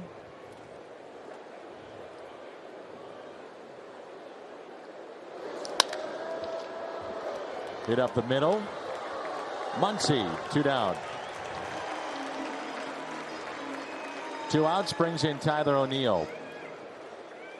You could lose a bet over that one. I didn't know he wore glasses. Took me a while. Oh, I'm just fascinated now. Lots of people up there. It's always fun to see. The Jonas Brothers are sitting right there in the front row, but they're just out of the sight on the Cardinals side. So cool to sit down there in the dugout, and all these guys are sitting in a big long row. All these actors have been watching for your whole life, and they're literally huge Cardinal fans.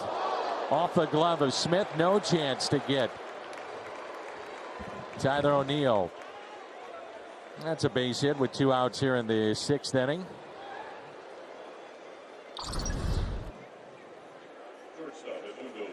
You know he wants that one back. Jones couldn't come up with it. Tyler O'Neill saying thank you very much. Extends his career high hitting streak now to 9 games. He's had a very good road trip. Extends the inning to Sosa. Grounded back to the pitcher and also struck out. 0 for 2 tonight.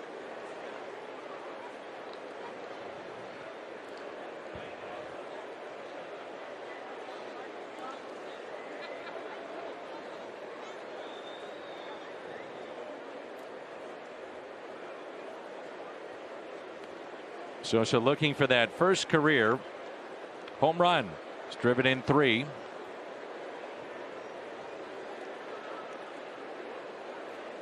Not only is he one of the strongest players in the league, but statistically one of the fastest. That's Tyler O'Neill at first base.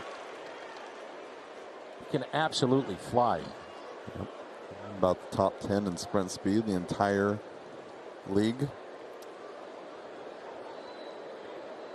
Yeah, we've seen it on his defensive metrics, how well he can cover left field. That's why he was awarded that Gold Glove, done through the analytics a season ago. Strike to Sosa, 0-2.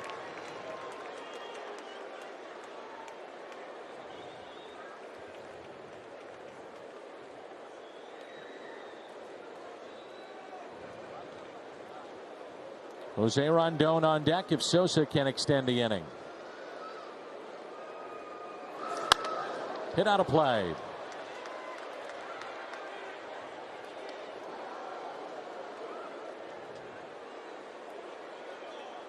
It's funny, you got 3 or 4 guys in the top, I would say 20 for sure. And that's good. Maybe top 15 in sprint speed. They don't run a whole lot.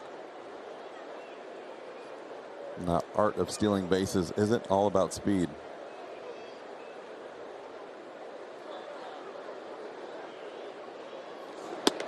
Check swing. And he yelled up. I think of Albert Pujols. I think of Yadier Molina. You know, guys that would swipe a bag, or smart base runners and taking an extra bag. Yeah, well, Albert was invisible. He used to just run. Nobody ever saw him. No one threw. Couldn't throw him out. He used to tell me he was invisible. Top of the zone and a strikeout of Sosa. Cardinals have struck out 9 times in the ball game, but they have a 2-run lead.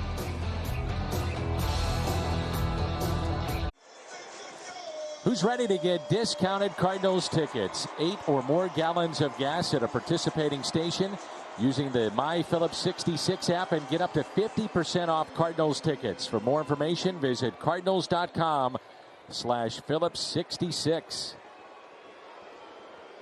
Top of the lineup, 6th inning.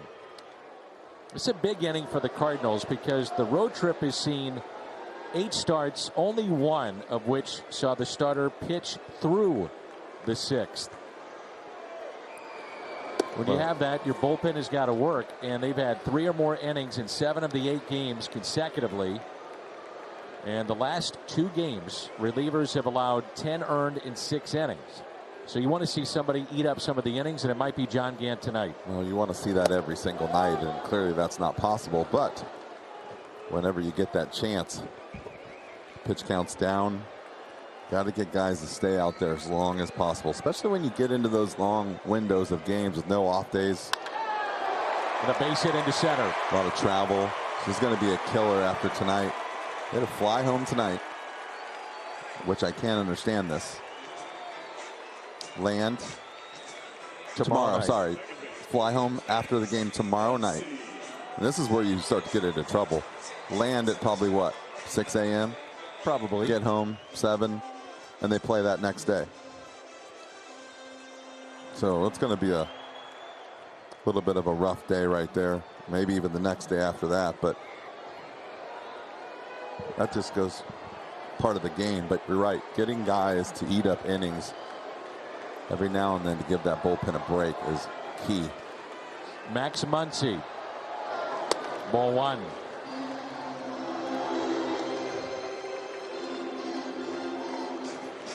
Muncy leads all position players in WAR. He also leads the majors in walks. He's added another one tonight. He's up to 44. And the highest on-base percentage in the major leagues at 440. Cardinals have turned a pair of double plays, and that's taken low. 2 balls and no strikes. This is what the scouting report kills you to John Gant. Not throwing strikes early in the count. They know that just because he's 1-0, he's going to use the off-speed pitches. So you don't have to really get too fancy if you're Muncy. You just kind of sit back and wait for a fastball. Don't have to do too much. Shift on the right side and a 2-0 pitch. Good pitch. Congratulations, Sharon Pruitt, on your retirement after 41 years of service at Bank of America. Thanks for being a part of Cardinal Nation, and enjoy your retirement, Sharon.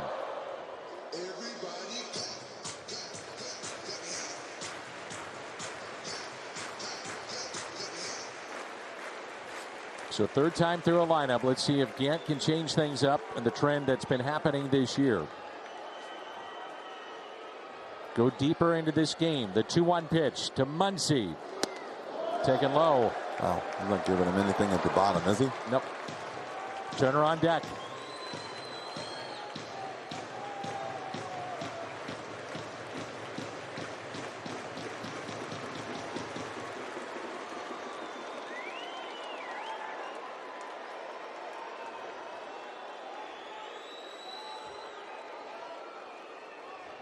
Three-one. Muncy lines it into the glove of Tommy Edman. Oh, what a play! That is some kind of play. Wow, what a play from the Cardinals' second baseman. Timed it perfectly. Since seeing the Cardinals bullpen, they went nuts. That is a nice play by Tommy. Get up.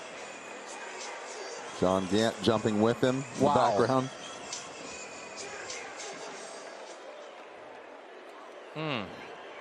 All you can do is shake your head.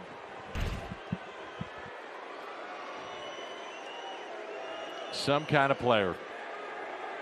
Here's Turner, grounded into a double play. Back to Gant. It went 1-4-3 and walked back in the 4th.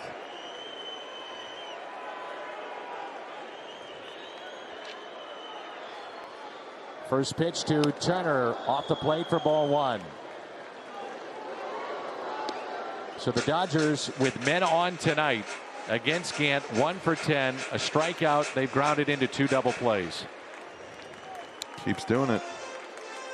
It's the oddest of seasons for John Gant, but the results have been pretty good. But love to see him at least get through 6. We'll see how it plays out. The 1-0.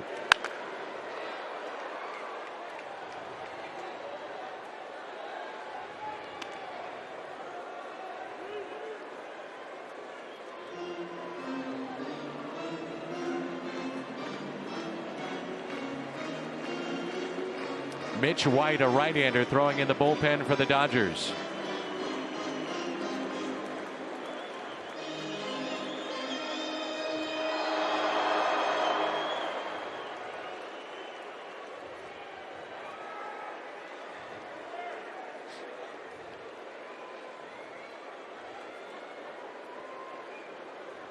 One pitch. Well, that's a good pitch right there. That is a good pitch. And, you know, that's just one of those pitcher's pitches that you don't want as a hitter. And it's a ball, but it's just barely a ball. And that's one you really can't complain about. I mean, you can, but I mean, that just goes to show you, if you think about that, that's really close, right? That's not even a ball off the plate. And the hitters know that's not a strike. You'll see, and they turn around and let the umpire know, and you can tell by the body language.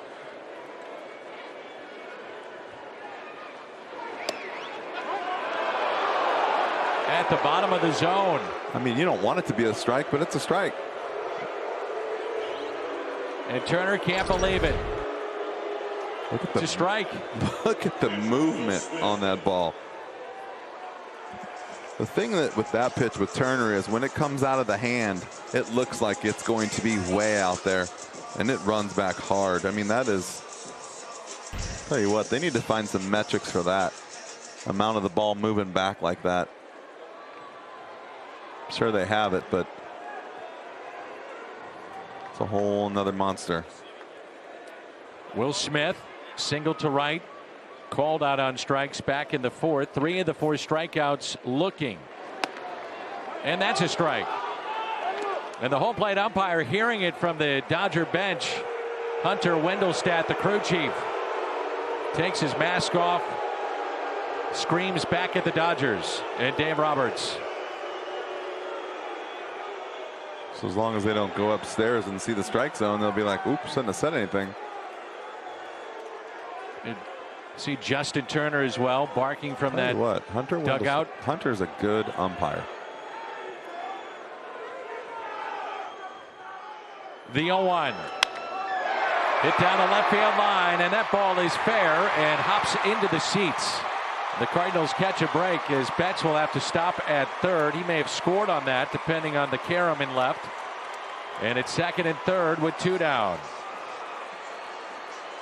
Tell you what, that short wall comes into play in Dodger Stadium all the time. We saw it in the first inning with Goldschmidt. And that's hard as a rock down there. Watch this ball bounce. Boing. Like a Super Ball. Good piece of hit on a changeup right there. Look at Johnny Gant.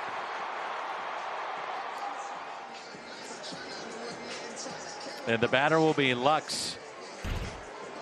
And this is more of a visit by Mike Maddox. He talks about it all the time. If you wonder why he does this, it's not only situational, but things are starting to speed up, and it allows Gant to catch his breath.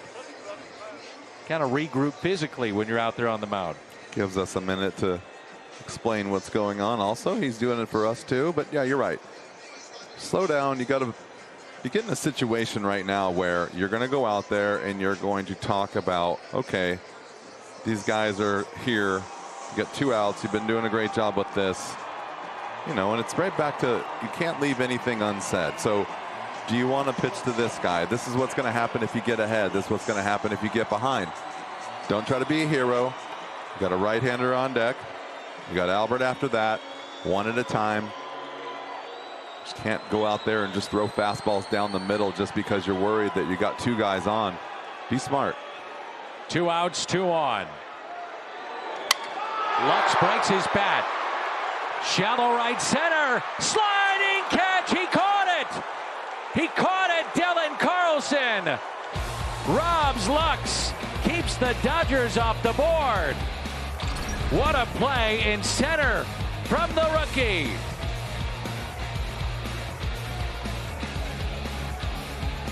Dylan Carlson keeps the Dodgers off the board. That would have scored 2. Looks like John Gant is done getting the hugs there from his pitching staff and Jack Flaherty moments ago. Broken bat and a long way to go for Carlson and a terrific catch. Tell you what, he was on the other side of the field too, and pretty decent jump, but you could see he picked up speed as he was running. His long legs get going and he was on the move. Sometimes, as you know, Jimmy, with a broken bat, big swing, and a guy that hits for power, go back. You go back. The thing that helped him right there, and let me just give you this from experience. The best part about that for him with the broken bat is it's not at him. It was at an angle, and you get a better read. And that ball's hit right at you, you are in no man's land. That's the worst one, especially on the corners. New pitcher is Mitch White. 5th pitcher for the Dodgers. That's not Yasiel Puig. That's Mitch White. 66. 66. Rondon pops it down the right field line and out of play.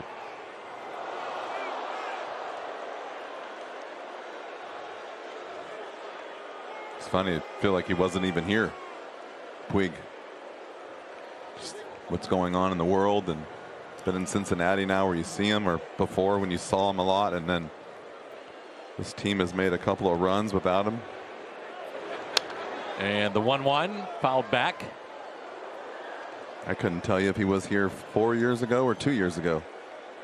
Seems like so much time has passed in baseball. We saw him with the Cincinnati Reds last year. Not in the bigs. And the 1-2 pitch. 2-2. Matt Carpenter at the on-deck circle for the Cardinals, and he would hit for Gant. Giovanni Gallegos throwing in the St. Louis pen.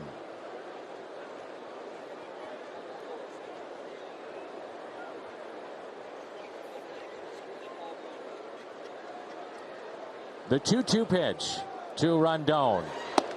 And a strikeout. That low portion of the strike zone is being called. Cardinals have struck out 10 times tonight. And the pinch hitter will be Matt Carpenter. Well, at least the Dodgers can be happy now because that's the same pitch. And he's consistent. Bottom of the zone right there.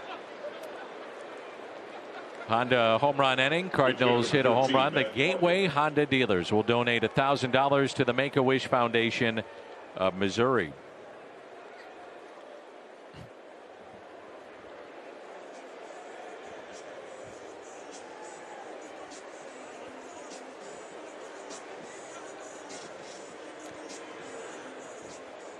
$15,683. Dodger Stadium tonight. 15683. So 1 out, nobody on, and here's Matt Carpenter.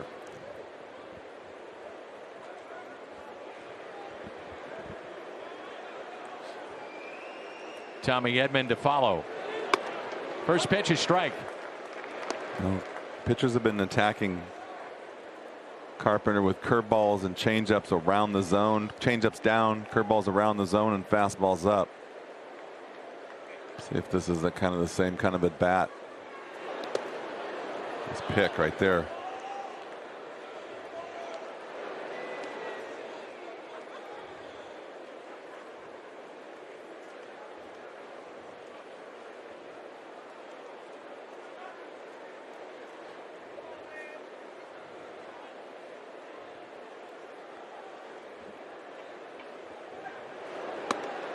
Carpenter with some memorable moments postseason play against the Dodgers. Great at bats against Clayton Kershaw at this stadium and at Busch. I think of the Matt Adams home run. That's my favorite home run, just from the reaction. Off the plate, 3-1.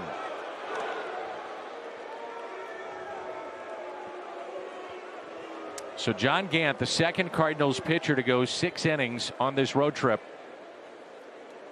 The 9th out of 10 games away from Busch.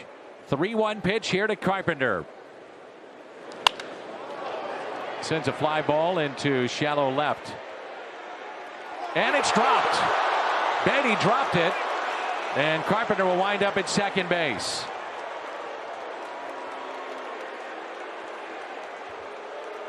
An error on Beatty, and let's see if the Cardinals can't make him pay. That is a tough one right there. He had dropped that and then kicked it. This is just lack of concentration right here at the end. Just missed it.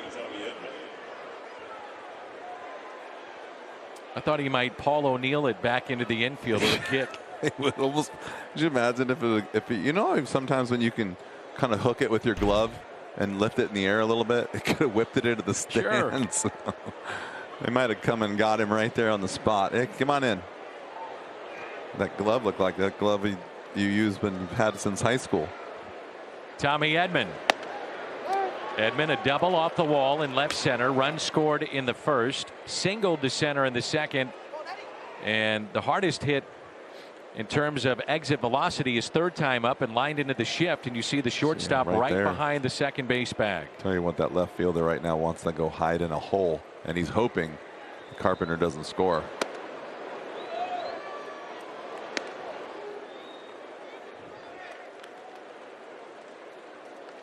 Yeah, that shift is so big, especially with the guy on second.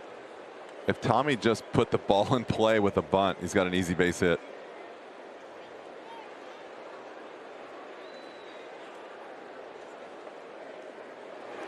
This might be the only time you really want a guy to bunt for a base hit with a shift situation with a guy on base.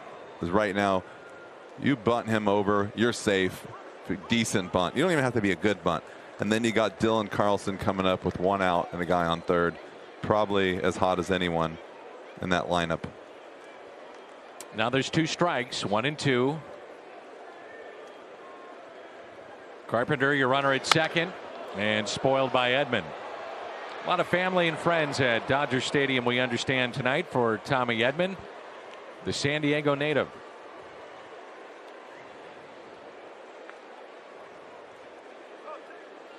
Talking with John Mozeliak the other day, and he said we'd been looking for that Ben Zobrist type player, guy that can play all over the infield and outfield and give you the tough at bat. Well, they got him. And more. And more is right. The 1-2.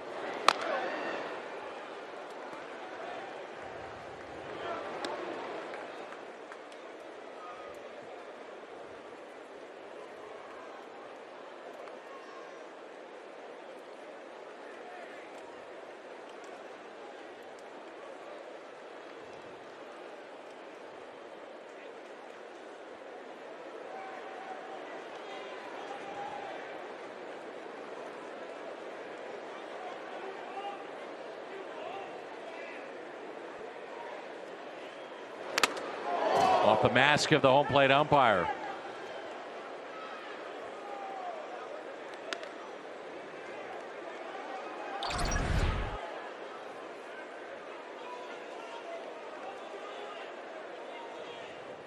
Look at all the guys behind him in the stands. Their mouth were wide open because the ball hit a mask. It's so loud and the ball shot up in the air.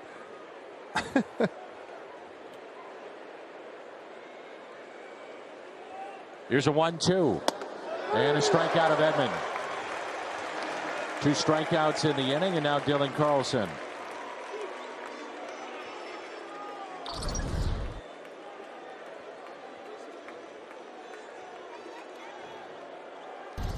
Center fielder number 3, Dylan Carlson.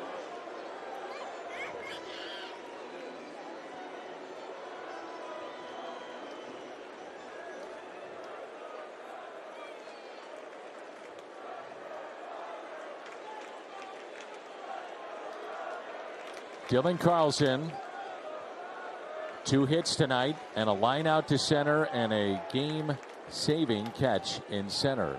The hardest ball he hit tonight was an out.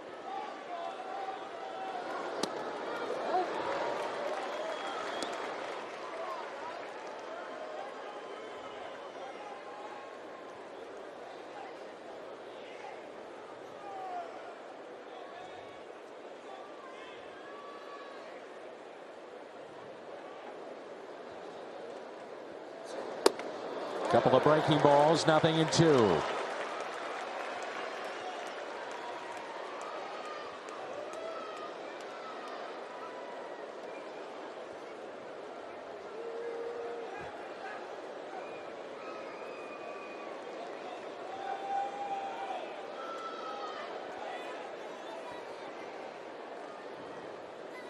The 0-2.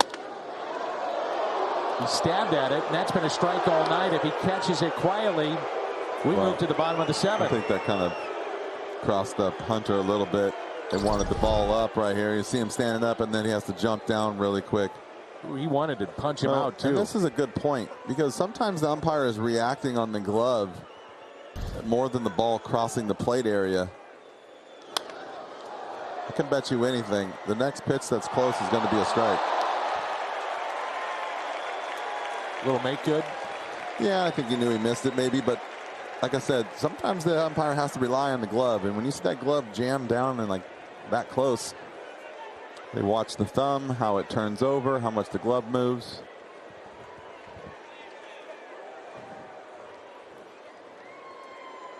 Runner at second, Carpenter, and the 1-2 pitch. Carlson hits it the other way down the left field line and foul. He just looks so comfortable right now at the plate. Regardless of what happens in this plate appearance, it started over the weekend. He's doing a nice job. He's staying on the fastball. He's staying on the breaking ball. He's been taking good pitches.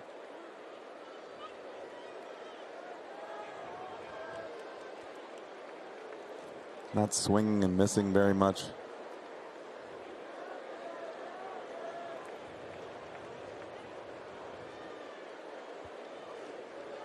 He's only chased off-speed pitches out of the zone 15% of the time. So that has changed his game. Cardinals 3 for 8 with runners in scoring position tonight. Carlson 2 for 2 in this spot. John Gant, new career high, 11 consecutive scoreless innings. He'll turn it over to the bullpen. And the 1-2. Fouled back at 96 up in the zone.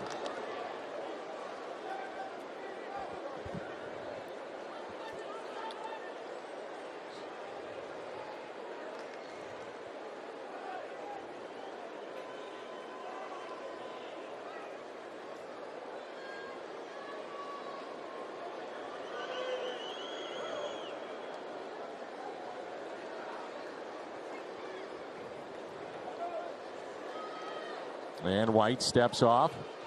Gallegos hot ready coming out of the bullpen. Plenty of time to get loose. One point the Cardinals had Woodford up just in case. And the 1-2 pitch. Fouled back again. He's taking those healthy cuts, isn't he? Yes, he is. It's a good swing right there, too.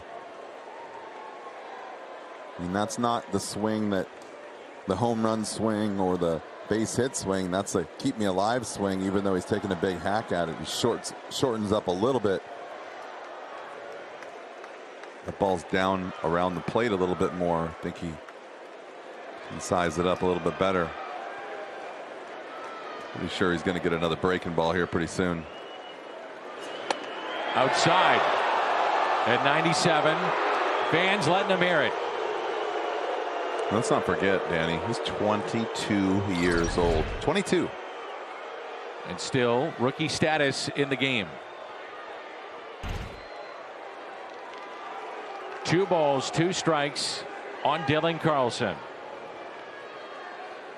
Goldschmidt on deck if Dylan can extend the inning.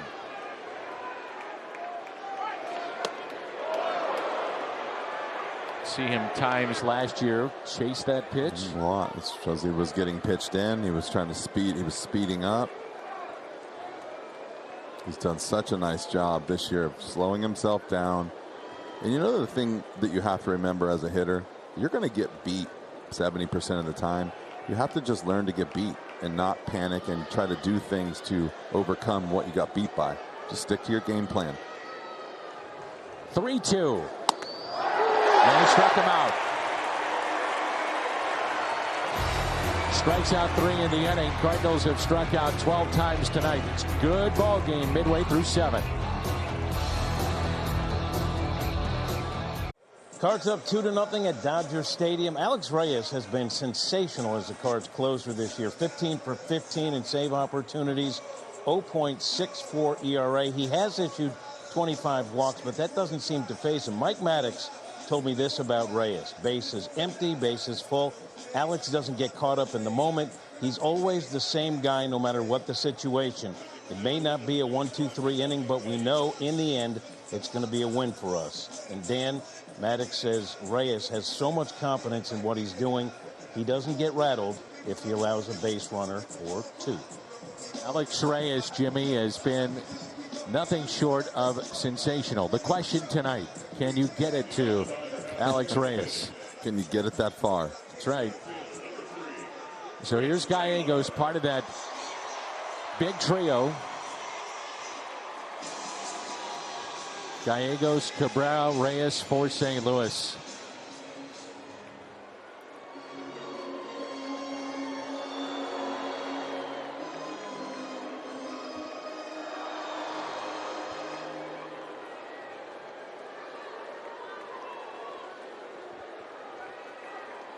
Seven consecutive strikeouts called looking by Wendelstedt. Both teams included on that. That's a lot. Here's Taylor. And the first pitch off the plate for ball 1. Right-handers hitting just 148. The lefties 140. So the splits don't really matter here with Giovanni Gallegos. No, and that's all because of that nasty slider.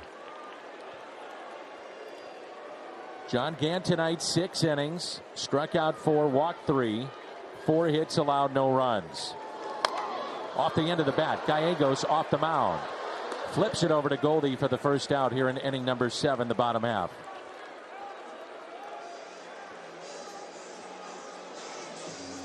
It's been really tough on the road. Opponents have hit 125 against him away from Busch Stadium. 14 2/3 ERA, well below 2. And here is Albert Pujols, who grounded out to third and also flied to center 0 for 2 tonight. I'm just happy Taylor's not on base right now. You know what happens these situations. I don't know how he does it. Rises to the occasion. He finds a way. He's not as spread out as he's been. Higher leg kick too. He's definitely not spread out as much. You know, when you get a little bit older, your legs get a little bit tired and hard to stay down in there. Your knees start to hurt. It's hard to stay spread out and stay in that position longer and longer. It's the first thing I noticed. I thought it was just different because he was in that white and blue, but I can totally tell he's a little bit narrower. And that's the problem too. I think from him never having a leg kick to having a leg kick, you'll see a little bit more of the check swings and a little bit tougher time holding up, because once you start that swing, your body's already starting to move and you don't stride like he used to. It's more just all body together in one big unit. Now it's like two pieces. Your legs start to go and then your hands go. Well, no stride, everything kind of stays together. But the similarities of even 20 plus years ago still so eerily similar here in 2021. The finish of the swing, grabbing at the pant leg. Still the same guy. Holding the hands high in the stance.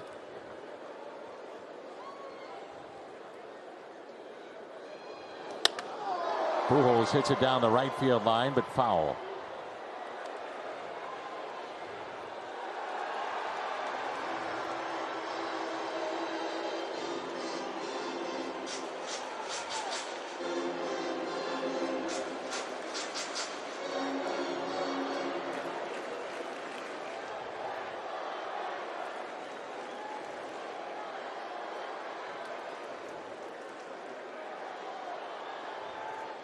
Comes that slider right here. And try to drop it right down there on the dirt. The 1-2. 2 balls, 2 strikes. Again, the Cardinals will see the Dodgers in September.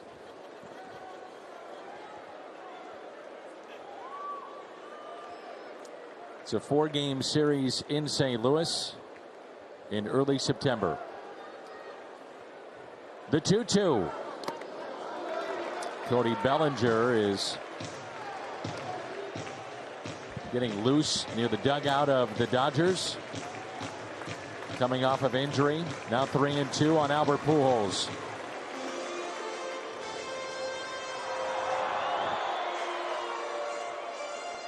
Best right-handed hitter I've ever seen. And it's not even close.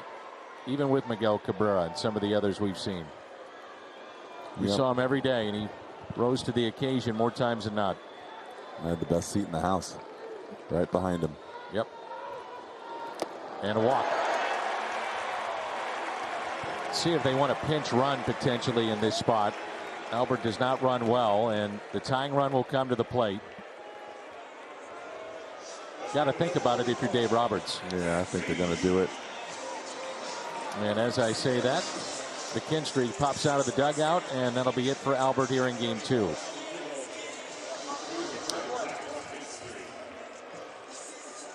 I still love watching him play.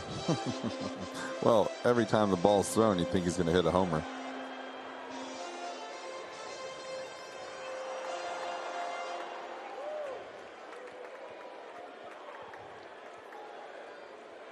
There's Matt Beatty. And then you'll see a pinch hitter, Bellinger, at the on-deck circle. Runner at first and 1 out, and that's pulled foul.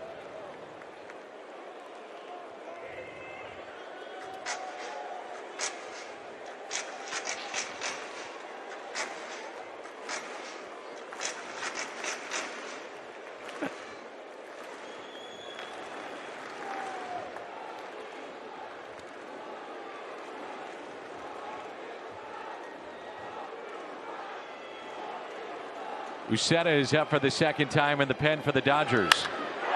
Lifted in the air out to deep right field. It's at the wall and we're tied. Beatty his third home run and it's a 2-2 game.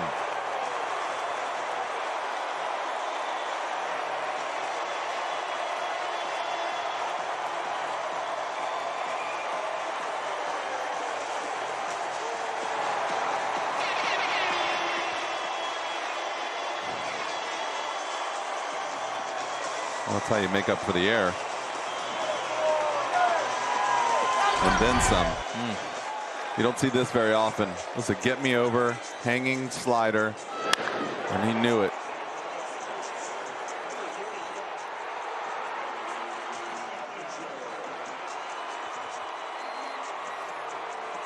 Bellinger is a pinch hitter. 3 for 19, couple of doubles, 3 walks, 8 strikeouts.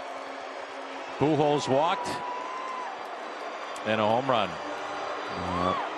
At the time, you don't think about that walk because it's Albert, but you know how that works. Somehow they always come around to score.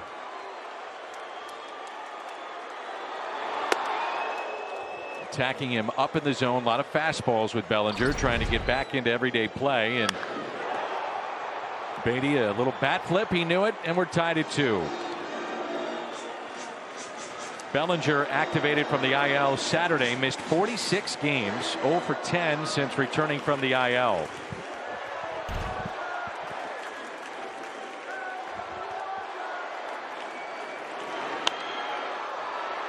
Popped up and out of play. 123 career home runs, 24th all-time in Dodger history. Now in his 5th year with LA. MVP in 2019. And he joined Jackie Robinson, Don Newcomb. The only Dodgers turned both Rookie of the Year and MVP. And I played against his father for lots of years in the minor leagues and then in the big leagues a year.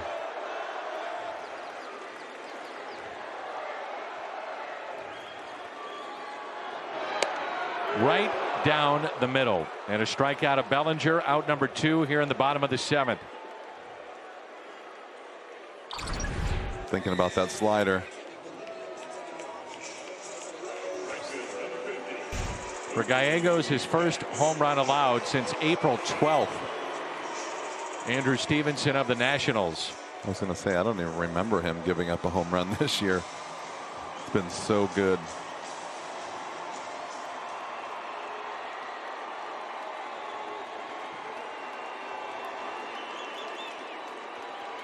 Here's Mookie Betts on base twice with a single and a walk. Pitch number 15 is a strike.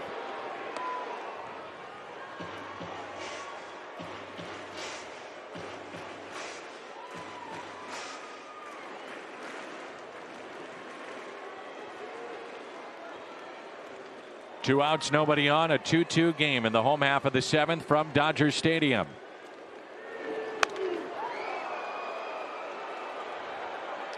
That's a foul ball lifted down the right field line. And they used to say you don't get beat with your second best pitch. Well, he didn't. He just didn't throw it as good as he normally does. And still think the old adage of making guys beat you the other way is just as important as not getting beat by your second best pitch. And like I said, his best pitch is a slider, just didn't throw it. And then he lost it to the pull side too. The 0-2 to Betts. Popped up again, right side. Goldschmidt over near the screen and makes the catch. Goldschmidt, Arenado, Molina coming up as we move to the 8th. Another good ball game. The home run by Beatty. We're tied 2-2.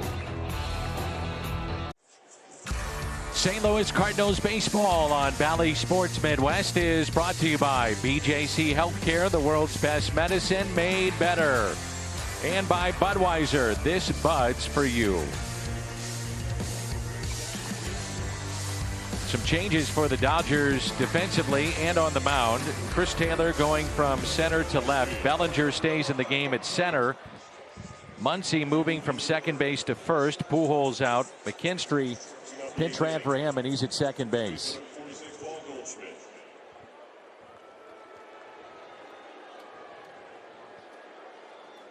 Blake Trinan,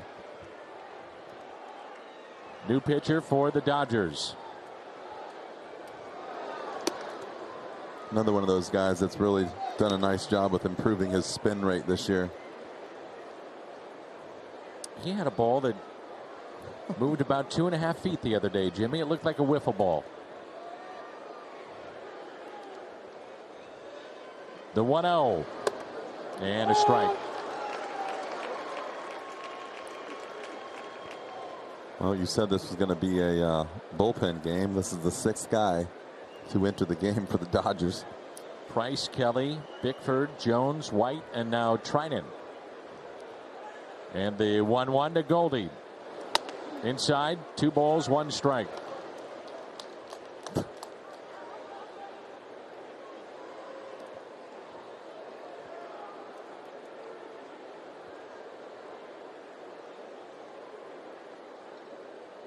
Trinan now 32 years old, out of Wichita, Kansas.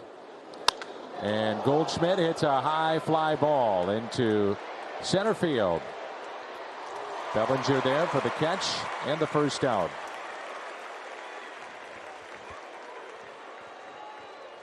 StubHub is proud to be an official partner of the Cardinals this year. So if your plans change, you can easily list your tickets with StubHub. You can even use the free seller toolkit to help you manage the price of your tickets. StubHub, you can sell tickets in just a few taps without any stress. Download the StubHub app today.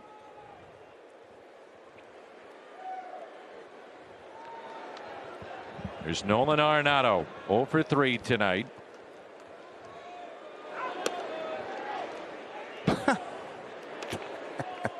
Wonder how he's getting all that spin rate, Jimmy.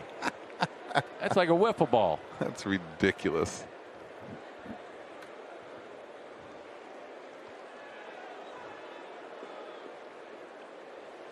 Here's the 1-0.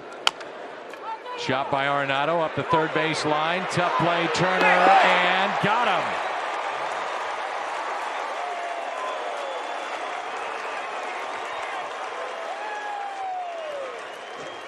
Heck of a play by Justin Turner.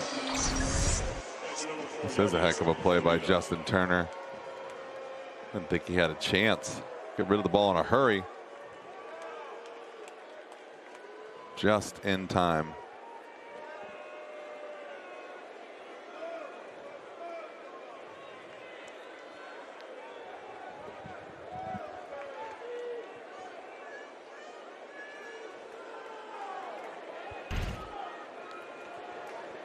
Two outs, nobody on. Yadier Molina.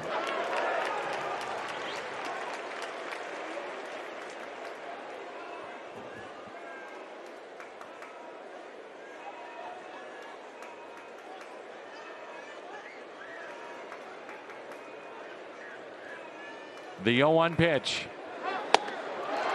When you think about this game, both teams have had opportunities, but the Cardinals in that first inning had runners at the corners, nobody out, ground rule double by Goldschmidt. Then second and third, nobody out, Arenado, Molina, O'Neill, and they couldn't bring a run in. That is big. All the way back in the first with David Price on the mound.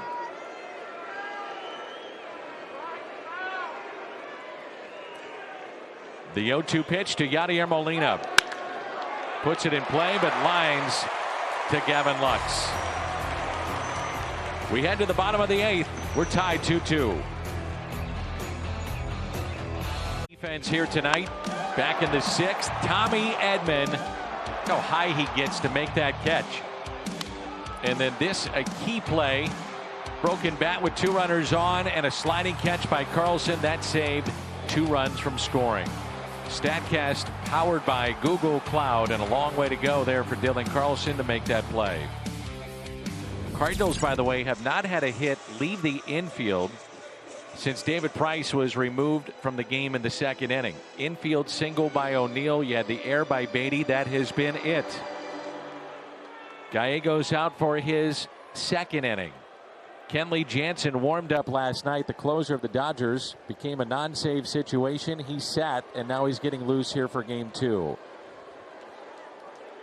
Max Muncy, and ball 1.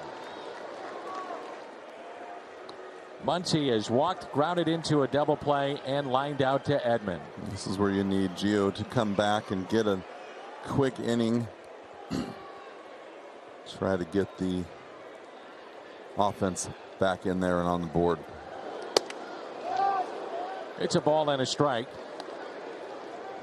Muncy here, then Turner and Smith. 2, 3, and 4 in the Dodger lineup.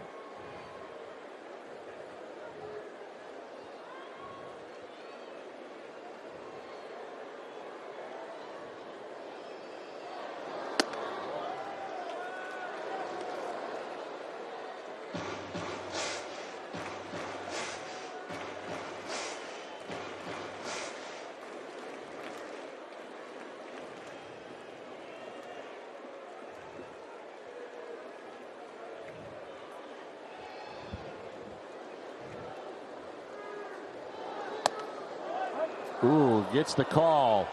Big pitch. 2-2. You go to 3-1, and you better watch out. You're in trouble right there. You go to 3-1, especially the way he's been swinging the bat.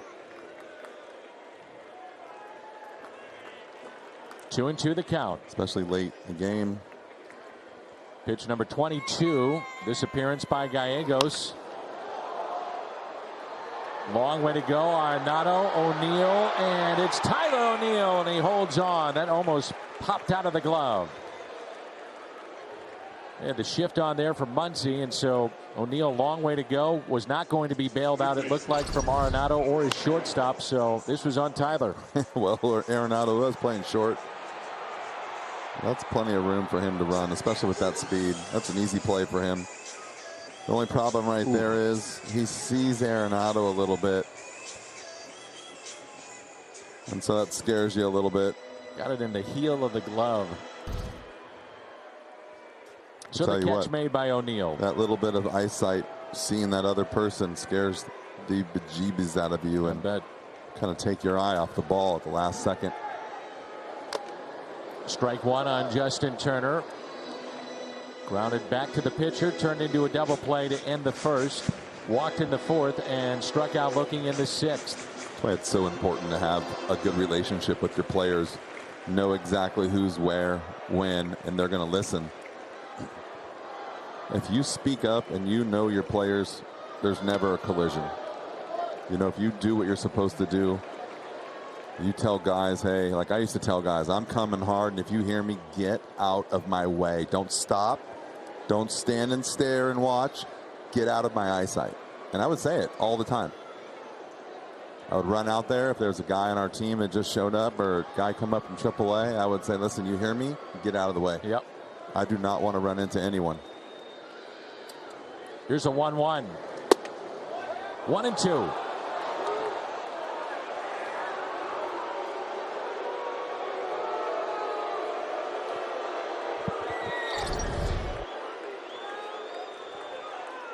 Turner had words with Hunter Wendelstedt in his last at bat. The bench went after him. The ball was down his last at bat. Now that ball's up a little bit.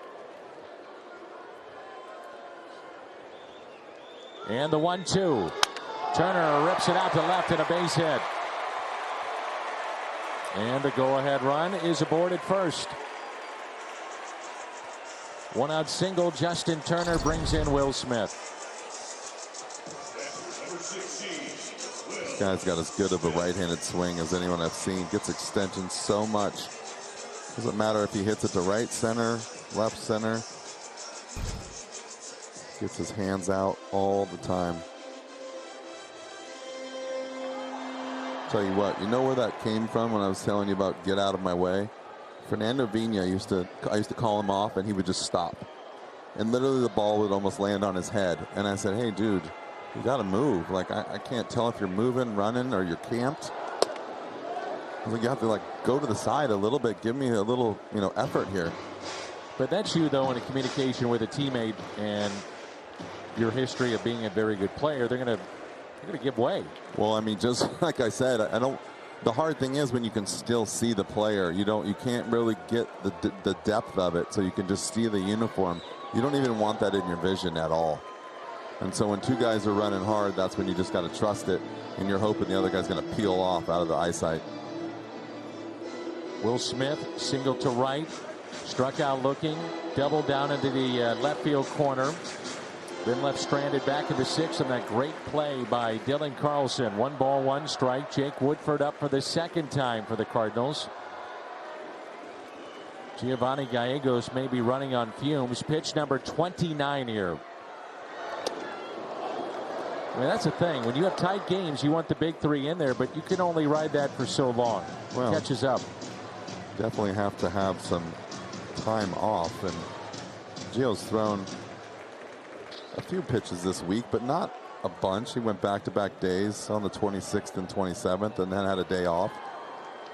And then now, again, 2 days off after he threw on the 29th. So he's rested, but he's been pitching a lot. Check swing, and he went. Gallegos gets his second strikeout of the night. There's something special about guys like Gio, though. It's not only is he good, he's durable, and that's the main reason why he's in this situation. You know, guys that either one are not as good or not as durable can't be in this situation all the time. You can't call on them every time you need them, and we end up talking about how he pitches a lot, but that's the reason.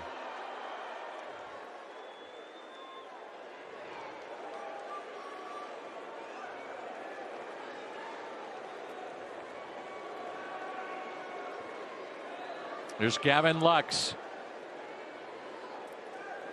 And we talked about the splits of Gallegos. Lefties, righties.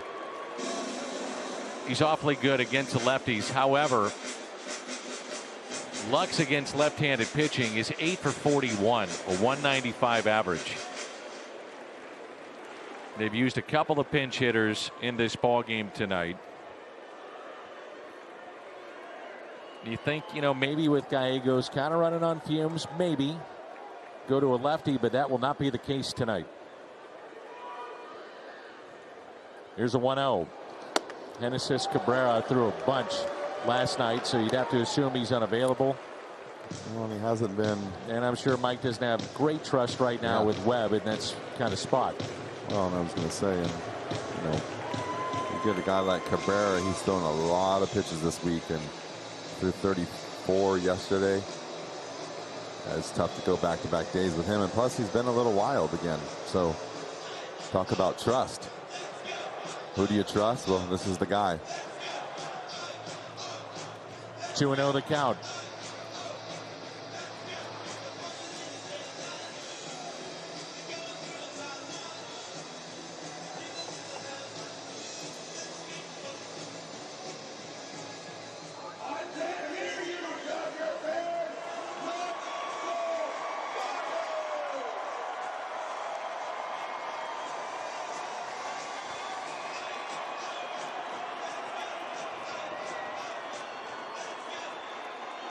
Two balls, no strikes.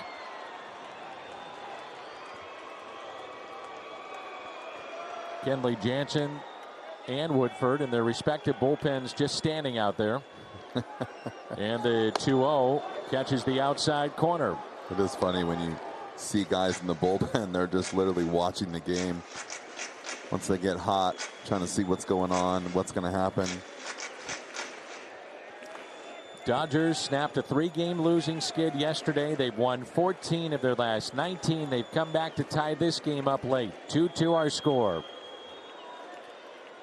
Here's a 2-1 by Giovanni Gallegos. You know what else I think is interesting is when you see two guys throwing in the bullpen, you got the closer and another guy, and it's basically that if we're ahead by X, it's you.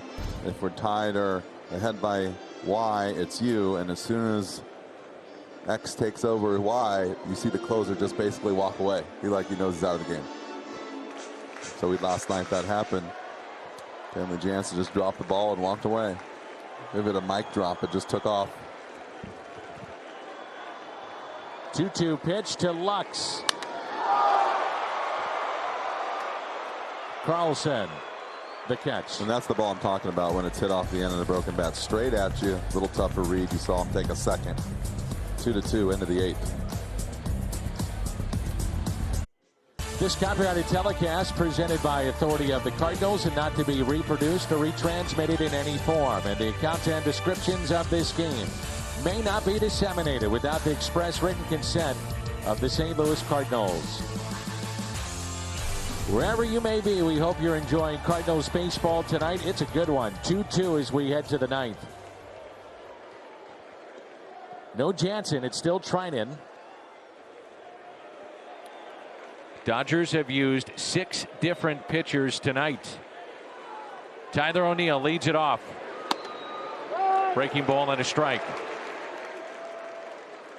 O'Neill struck out swinging his first 2 times up, and then an infield single back in the 6th. O'Neill, Sosa, Rondon. The 0-1. O'Neill into center, leadoff base hit. 2-hit night, Tyler O'Neill earlier in the game, extending his hitting streak to 9. Shortstop number 63, Edmundo Sosa. Pretty good swing right there. That's the pitch, and that's the swing he was working with this winter and getting better at. And that was the problem he had last year. He wasn't able to stay on pitches long enough to hit balls away. He was just swinging through a lot of them, and he's really making an adjustment. That's why you're seeing the big increase in his production this year. He's at first, a threat to steal. Sosa squaring to bunt, and O'Neill back in safely.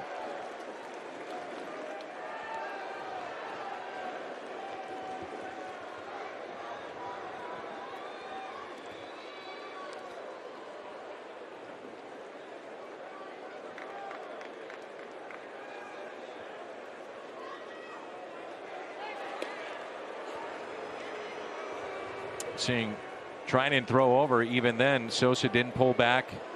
Looks like he is indeed there to bunt. Well, that's why they're throwing over. They're trying to get a look to see if he was going to bunt or not. Alex Reyes getting loose in the Cardinal bullpen. Sosa squares and takes a strike. 0 for 3 tonight with a couple of strikeouts. I'll tell you what, you can see right there, this guy you can run on all day long. I don't know why you wouldn't just take a shot. You know his time right here, especially. Pick a pitch, get a chance to go right here. 0-1, might get a slider. Hopefully you get a ball. You got a guy on second. There goes O'Neill. Throw down to second, and in there safely with a stolen base, Tyler O'Neill. Surprised it was that close, to be honest with you.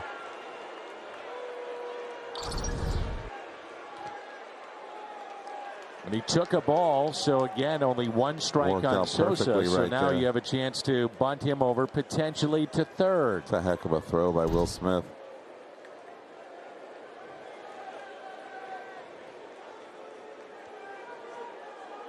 Tell you what, he's not feeling too good right there. That's why I don't like everyone's sliding head first nowadays. I don't look at the arm, how bloody it is. It's nasty. That field is so hard. The 1-1 pitch to Sosa, squares to bunt and pushed it foul. And you know what else? He just slid on the track, 2 days ago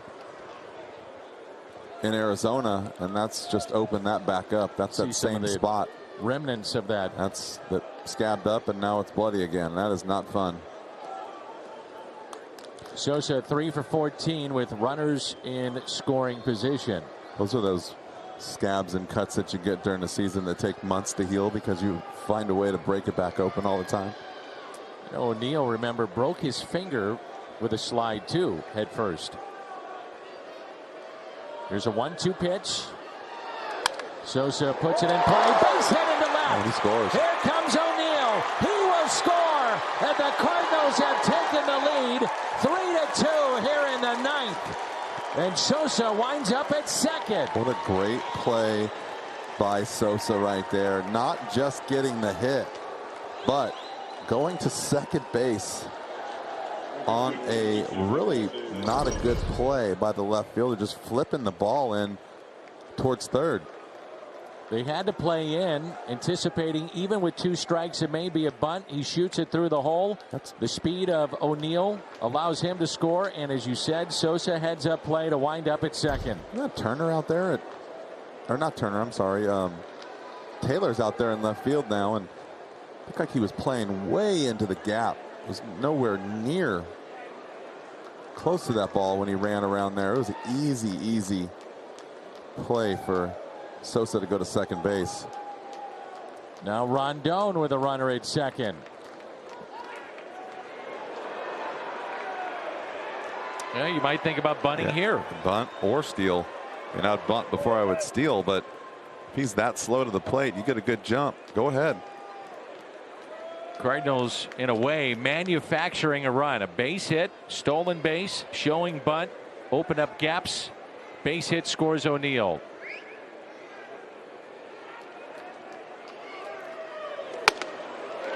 So slow to the plate.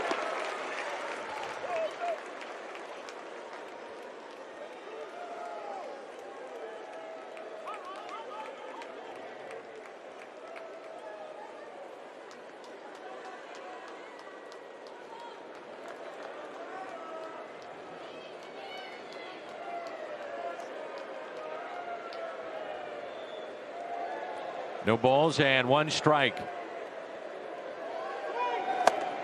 0-2 on Rondon. Justin Williams at the on-deck circle, homered last night. Boy, this is one of those times you're the hitter. You've got to find a way to get him to third. Well, that's the thing. You're trying so hard to put the ball in play, and you're swinging at balls. And that's back to one of those things. You don't try to hit the pitcher's best pitch. You try to go out there and hit the mistakes, and so you have to be very stubborn and looking out over the plate. You can't swing at a sinker that's breaking underneath your hands. And try to do it again. No time called. Rondon walked and scored back in the second. Was robbed by Muncy on a play up the middle. And struck out back in the 7th. Cardinals have struck out 10 times in this game. They have 8 hits. They've out hit the Dodgers 8-6, and they now lead it 3-2. Big gap in left center for Rondon. And he pulls it foul.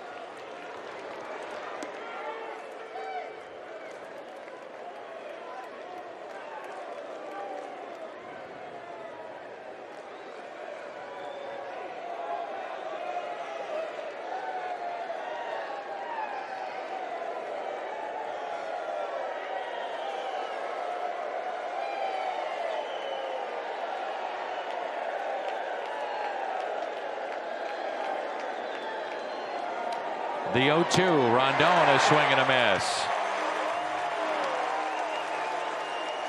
Jansen is back up for the 2nd time for the Dodgers in their pen. He's got a heck of a slider, doesn't he? It's ridiculous.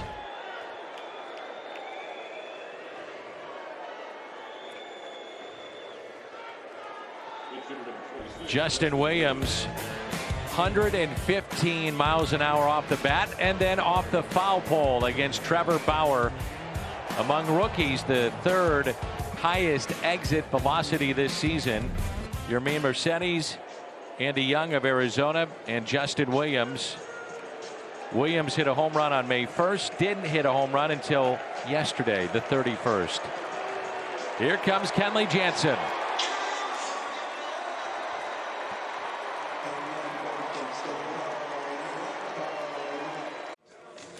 Kenley Jansen has been magnificent at home. Our Chevy called to the pen. His season numbers there. The closer in 21 games, 12 saves in 14 opportunities. In 11 games at home, opponents hitting just 108 against him. That's 11 1/3 innings. It's 19th, the all-time saves list with Houston Street, 324 saves. The Dodgers all-time leader in saves and strikeouts by a reliever. He's going to get number 1,000 before this season is through. He's got some good stuff. Nasty cutter. Yeah, average velocity is 93, but he'll run it up there higher than that with a cutter and a slider.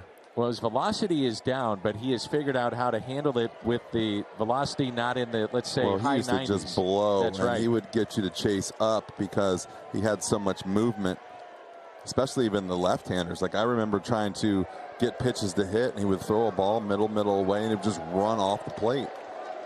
And you're thinking, how do I you don't want it in when he's throwing that hard. So you'd look for it out over the plate. Here's Williams and a runner at second base. That's Sosa. Good speed there.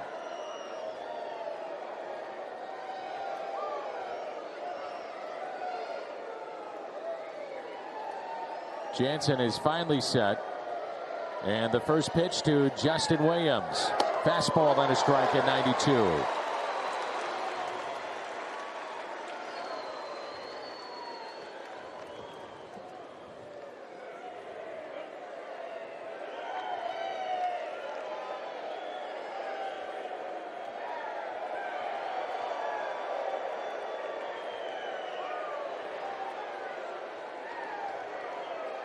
The 0-1. The day in which the Cardinals lose Jack Flaherty officially to the IL. This would be a very nice win. It would be a nice win. And look at Kenley Jansen right here. He's had 3 days off. Hopefully it won't be as sharp as can be. Took the loss on Friday. Gave up 3 runs, 2 earned, 2 hits, and a walk. Here's a 1-1 by Jansen to Justin Williams.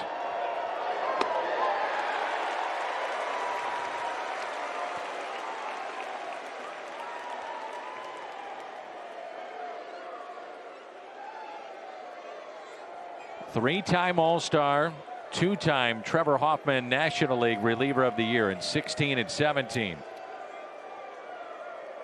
And here in 2021, his 12th Major League season. 1 ball, 2 strikes. Williams hits it to the right side. Slowly taken there by McKinstry, and Sosa advancing to third. 2 outs, Tommy Edman. Kind of shocked that Jansen threw him a breaking ball right there to pull. It's one of those guys that usually runs the ball off the plate to lefties, make him hit the ball the other way. But it's a little different when you're pitching in a game where you're behind, or when you're in a save situation, because trying not to clearly give up another run, but not like he's trying to give up a run here, but it's just a little different monster. The Dodgers in the bottom of the 9th will have Taylor, McKinstry, and Jansen's spot. Tommy Edman on base twice, 2 for 4 tonight with a run scored and a double. 2 outs, runner at third, and a fastball in there for a strike.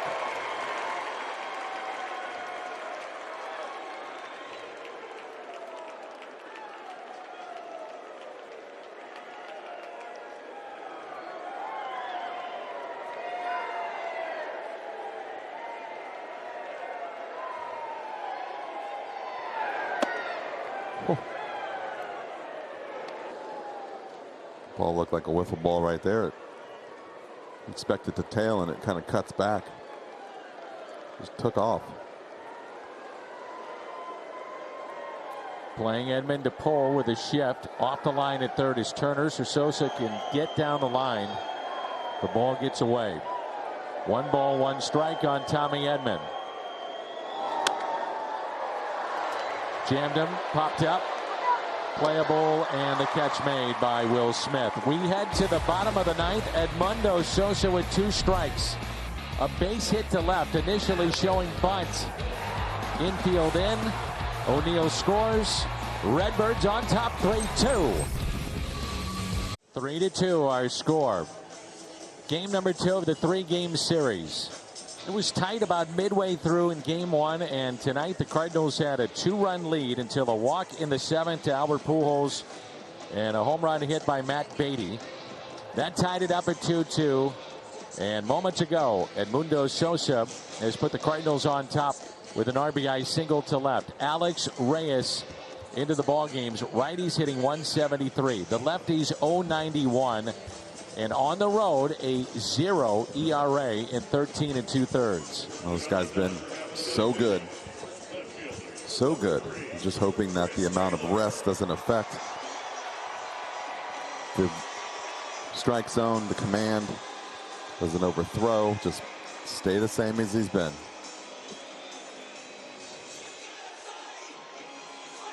You know, just like John Gant, Reyes, a lot of walks, a lot of danger.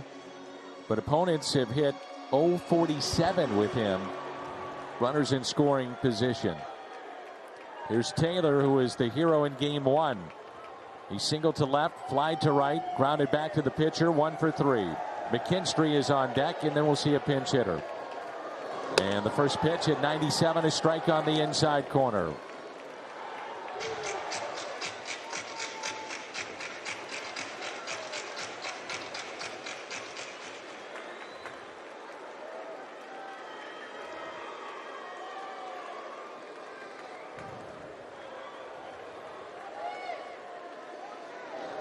Curveball and a check swing didn't go. 1 ball, 1 strike. Some kind of big curveball, isn't it? It's huge.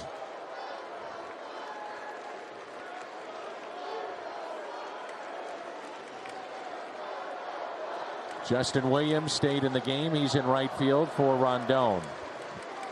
A count of 1 ball, 1 strike. Nasty. Got all the weapons. Fastball 97 to 98. Big breaking ball. See, this is like a little bit of a slider right there. Slider cutter.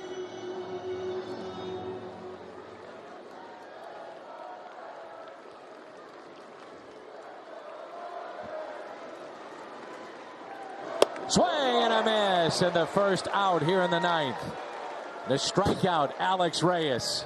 This is almost unfair to a right-handed hitter right there. Get ahead, you throw the breaking ball. He's like, okay, cool, you got that out of the way. Think you're going to get a pitch to hit. Throws a slider that disappears, and then the fastball right by you at 98. Wow. Thanks for coming. Love to see him get that first out. He flirts with danger, gets the walks, deals with runners on, but gets out of it. McKinstry now, and ball 1. Yoshi Susugo is at the on-deck circle.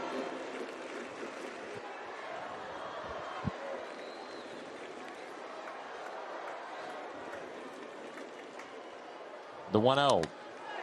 The fly ball lifted to the left fielder, Tyler O'Neill, for out number 2. That's what you like to see right there. Balls down and away. Let them hit fly balls to the other side of the field. Make them earn the hits and the runs.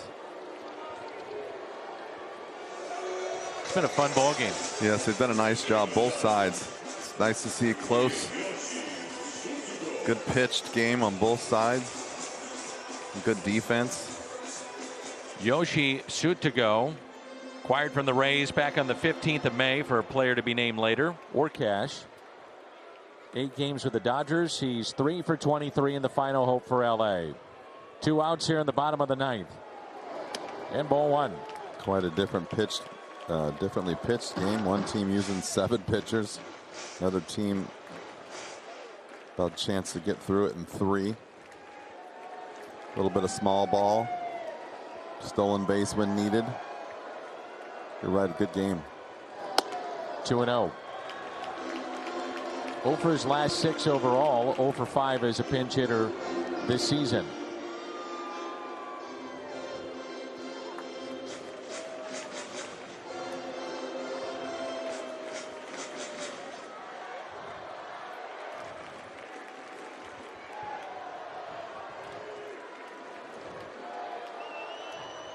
The 2-0 by Reyes. Said it, flirting with danger. You got to be careful.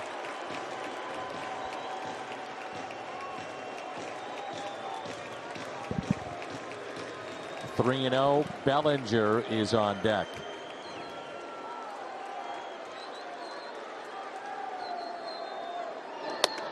3-1.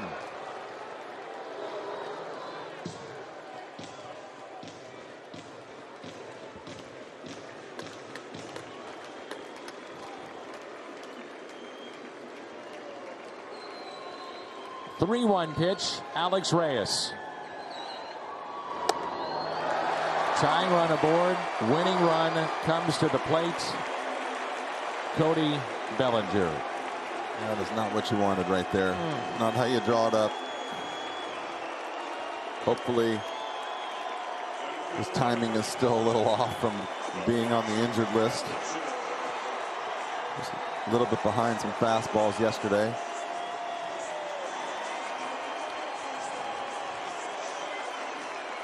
Not a bad game number 2 here with Bellinger coming up and a chance to win it. This is what it's all about right here, Danny. This is why you stay and wait as a fan for 9 innings. First pitch, curveball outside for ball 1. You know what I remember so much about like a situation like this? Kirk Gibson home run, and you see all the brake lights and that when the ball's going over the fence, people stopping in the parking lot.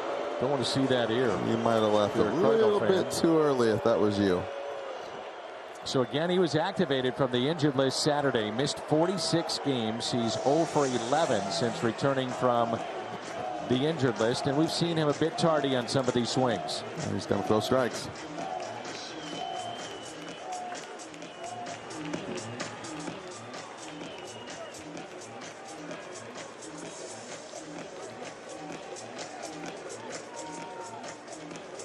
It's interesting too sometimes when you see Reyes. It's just feel like, I don't know if he just loses his mechanics or maybe gets an out here and there and wants to be a little bit nastier or throw a little bit harder. He just kind of like loses it just a little bit, and that's all you need when you throw that hard.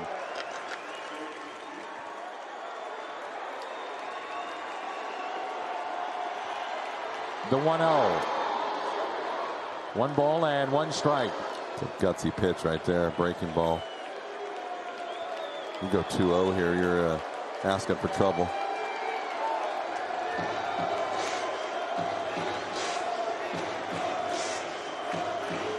St. Louis trying to hold on for win number 31 and go to 31-24. 1 out away from doing it. 1 ball, 1 strike on Cody Bellinger. The next by Reyes. 1-2.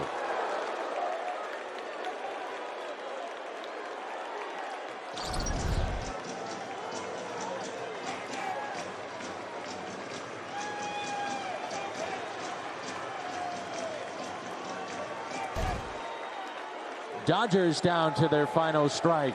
The former MVP at the plate. What do you got here? You go with the breaking ball or do you go right back up the ladder? Up the ladder fastball. That'd be my call. We'll see. Just want to make sure that he can get it up there. And you want to get it up there in the middle inner half because that's the ball that looks better to your eyes as a hitter. When that ball starts to run away from you, it's an easy take. It's different to the eyes. I'm gonna say they might go breaking ball right here. Count even at 2-2, and now Bellinger calling time. But he's not going to take his eyes off the pitcher ever again. After, was that yesterday? Yesterday. Cabrera just kept throwing.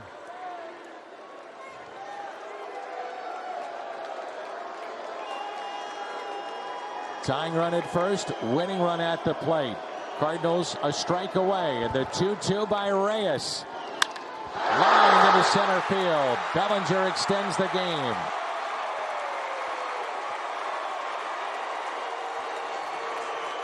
That's exactly what I'm talking about. You're asking a young man to throw the ball up in the zone in a perfect spot. And if you don't get it up there, you got a guy that can hit it. And that's what's dangerous about that. You know he's going to take one swing. And you can see right there he's shortened up, right? Yep. He took that one big hack, and then he realized he's going to have to shorten up. He's a good player. He's just not a home run hitter and a dummy. He's a good player. Shortened up his swing and got on top of a fastball. Betts has been on base twice with a walk back in the third. A single to center. He has struck out Popped out to Goldschmidt in foul territory.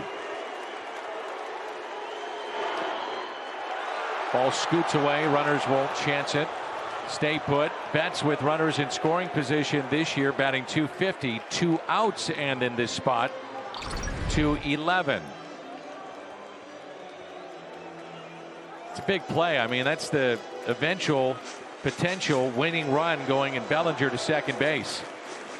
Well, yeah, you're doing the Cardinals a big favor by not running the third right there. You're allowing Reyes to now still throw that breaking ball. 2-0. You think about this inning, the 2-out walk. There's a walk back in the 7th to Pujols, turned into a 2-run homer to tie the game up.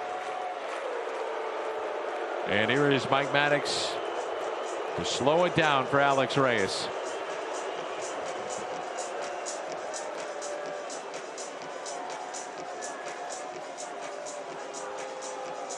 Cardinals will be out of mound visits after this concludes.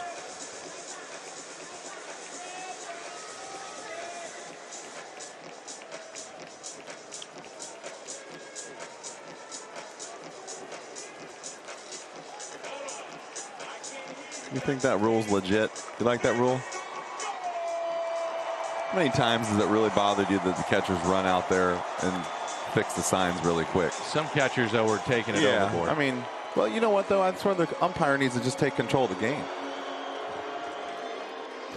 As soon as he runs out there, you got to go, hey, let's go, hurry it up. And they do it. You don't have to make a big rule out of it. 2-0 the count on Mookie Betts.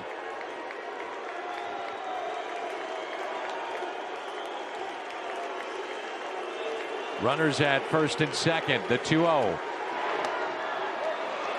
What a pitch. That's nasty. You can tell with the hitter's reaction. Look at that. Watch Mookie. Oop. Oh, gosh. Not what I was expecting.